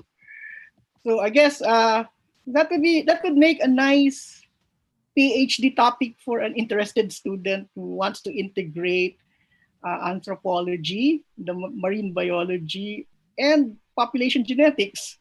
Yeah. Thank you, sir. Dr. Lit, have anything to add in terms of Austronesian origins? No. I just know that somebody is working on chickens. I think I forgot the name. That's from the Institute of Animal Science. Sorry. Yeah, speaking of chickens, so an archaeogeneticist at the Archaeological Studies program, he is working on it. He's actually his PhD dissertation in the University of Adelaide. So he actually presented about it in several conferences in UP Diliman and even in Los Baños. As well. So yeah, with, both chickens and actually pigs are being studied. We're using phylogeography now to look into the origins of where yung mga related breeds, because a lot of them they are from domesticated species, and they're not native to the Philippines, except probably for the chicken, which is of course derived from the jungle fowl, which is Gallus gallus or labuyo. Yeah, I remember the name now, Dr. Yebron. Jed Yebron. He delivered a seminar in the MNH one time, I think. Yeah, but I'd like to add on dun sa taro. I think what the museum naturally can help this with is in terms of distribution of records, because we have specimens of taro, but most of the taro we kind of focus on are wild species. There may be some specimens, of course, on the distribution of the edible taro. Kasi I think it's more of that an genuine limitation to what we call a herbarium. There is the hortorium, supposedly, where we use specimens of domesticated mga hybrids. So anything of domestication should be there. It's horticultural na yung kanyang specimen. But I think I'd forward the question to Sir Lit again. Sorry po. That would be interesting in terms of taro pests. So may mga pests associated with taro, and then you could look into that association in terms of distribution and origins towards Australasia. Would that be a good link? Yes, I think not only pests of taro, but I'm actually looking at pests of other domesticated crops, but also pests associated with animals and humans. For example, our lice or kuto.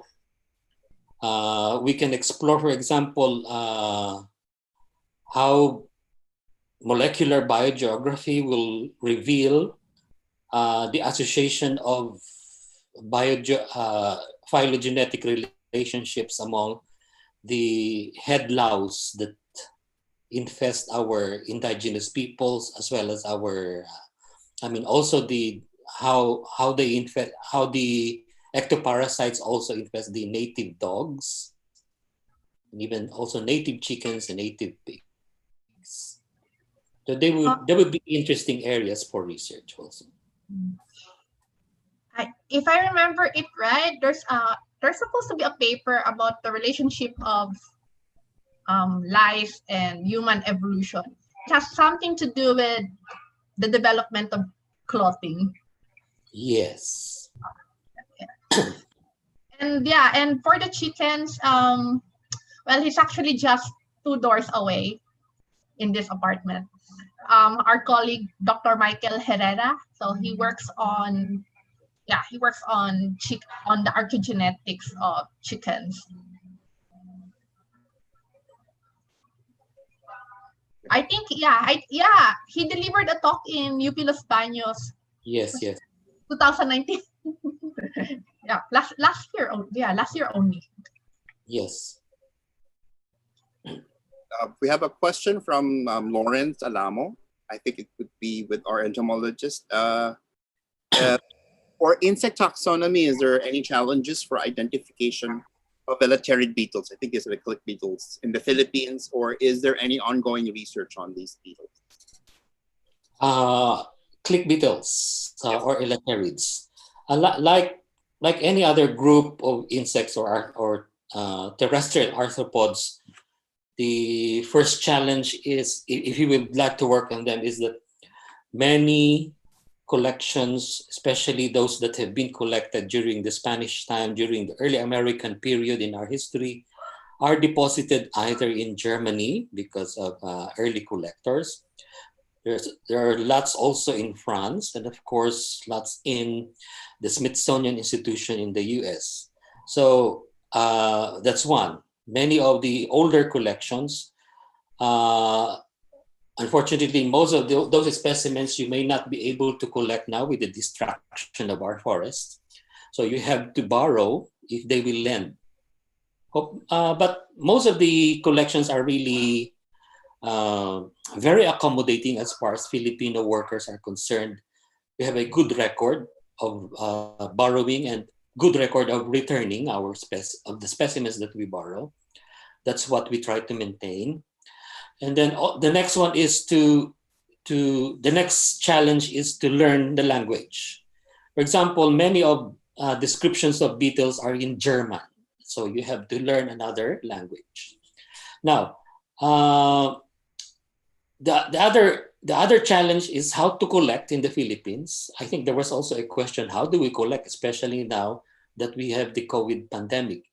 Some of our colleagues who would like to return to Polillo, for example, may have been permitted by the university, but unfortunately, the local government does not accept visitors just to preserve their zero COVID positive status. So that's one. As Dr. Dupo has mentioned about something about going forward, what do we do 10 years from now? The thing is, if you are willing, you can find a way. So if you're interested, then the first thing is to be serious about it and get enrolled in an advanced degree. Dr. Dupo is the current college secretary at the UPLB Graduate School. Thank you. Thank you, sir. Sir, a question po. Sir, just in case that you will be allowed to do field work in areas like GCQ or MGCQ, do you already have the new normal policies for conducting field work, like protocols po? Sige po kayo muna, sir. I think wala pa lang, I think the DNR or other have not yet really come up with policies, updated policies, updated in terms of the new normal. I would guess that we should follow the minimum health standards of the OH and the IATF.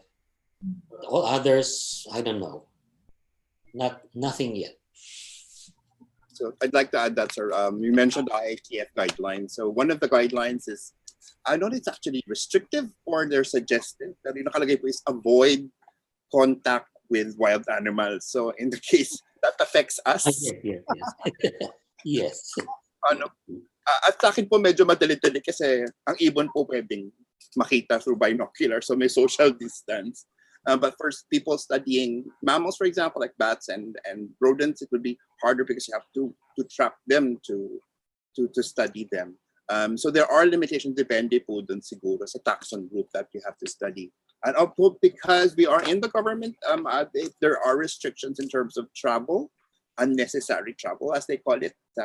So yun po maapektuhan ang travel. Especially now with MECQ, you can use, if your studies are outside Luzon, then you won't be able to travel kasi sarado po yung flights. At the moment during MECQ, there are limited also flights between GCQ. Depende po. Of course, if you travel for field work and you use the airports, and then you have to consider your 2-week quarantine before and after. So magdadagdag kayo dun lang. Kung ang perdaya mo ay para lang sa 10 araw, ay kulang na po ang iyong 40 days. So again, that depends. Oh yes, I remember. I now remember. For example, the group of Dr. Cuevas would like to go on field work in Marinduque, but they are being asked by the local government to undergo the 14-day quarantine. So actually, they will be spending 6 days in actual field work. You add to that the 14-day quarantine, that's 20 days. So sa number of days pa lang, ubos na yung per diem allowance for the per diem allowance of the staff. So hindi na nila itinuloy, I think. If I'm for ano, for marine biological fieldwork, we already, or marine science fieldwork, we already submitted. Dr. Deo Onda and myself submitted some potential guidelines to the National Coast Watch Center under through Admiral Garcia, the former commandant of the Coast Guard.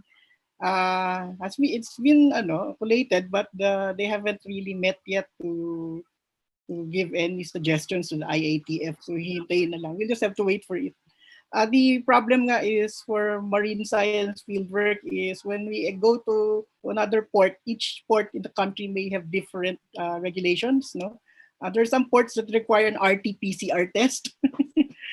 Some would require the antibody test. So those are the difficulties that we encounter.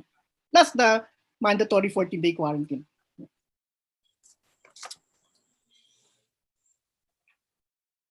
Anyone else would like to add? Ma'am, may question daw po sino po yung lead? Ma'am Cuevas yata yun.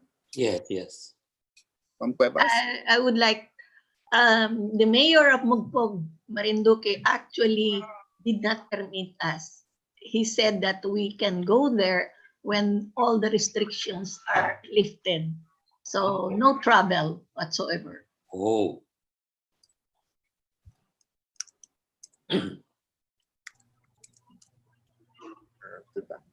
So I think we don't have any more questions. We have, ayan po, I think that was our last one. Anyone like to add to that before we have our last question? Wala po. So I think I'll bring back to Sir Vallejo if you want to close our session. Okay, that was a great session. We started out with Dr. Lit's about the curation, educating our curators, then move on to the more cultural and the intersection of the culture, history, politics, and and colonialism in my presentation on the Admiral Montero collection, and also Kaloy Palad's further reflections on the history and culture and philosophy that underpins the collection itself, which is not evident if we just look at the scientific aspect of it. Then we moved on to the interesting topic on culinary heritage, as you would see it through archaeological chemistry by Dr. Eusebio. And then to the science citizenship or citizen science, which presents opportunities now, greater opportunities now under the COVID-19 pandemic situation that we have in all its restrictions and this is by Dr. Dupo. And JC's safeguarding the collections during the new normal and all the difficulties and challenges and opportunities the new normal will have on us. And lastly, and that's the last topic, and of course the different questions that we got from the audience gives us new insights on how to look at all of these, especially now, and the challenges for museums. So with that great parallel session on museums and culture and arts and indigenous knowledge, I would like to, the duty falls on me to close it. And before I close it, I'd like to thank our participants and also the presenters and the co-host JC Gonzalez.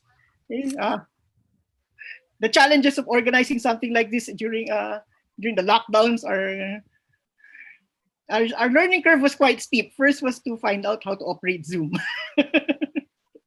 and how to get people talking in Zoom. But then again, we showed that we can do it, and that's great.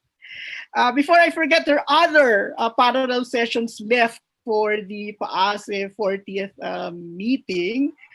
You can find all of those at the PAASE website, paase.org, to find out the details of these upcoming until the 14th parallel sessions on different topics. Okay, so with that, I'd like to say goodbye. JC also. JC would like to say something? So just to say thank you again for the speakers and of course to our participants for joining us this morning. Thank you. Okay, so yeah. have a nice day. And Right. have a nice day and be safe during this pandemic. Thank you. Salamat po. Thank you po. Maraming Salamat. Salamat. And thank you, Rich.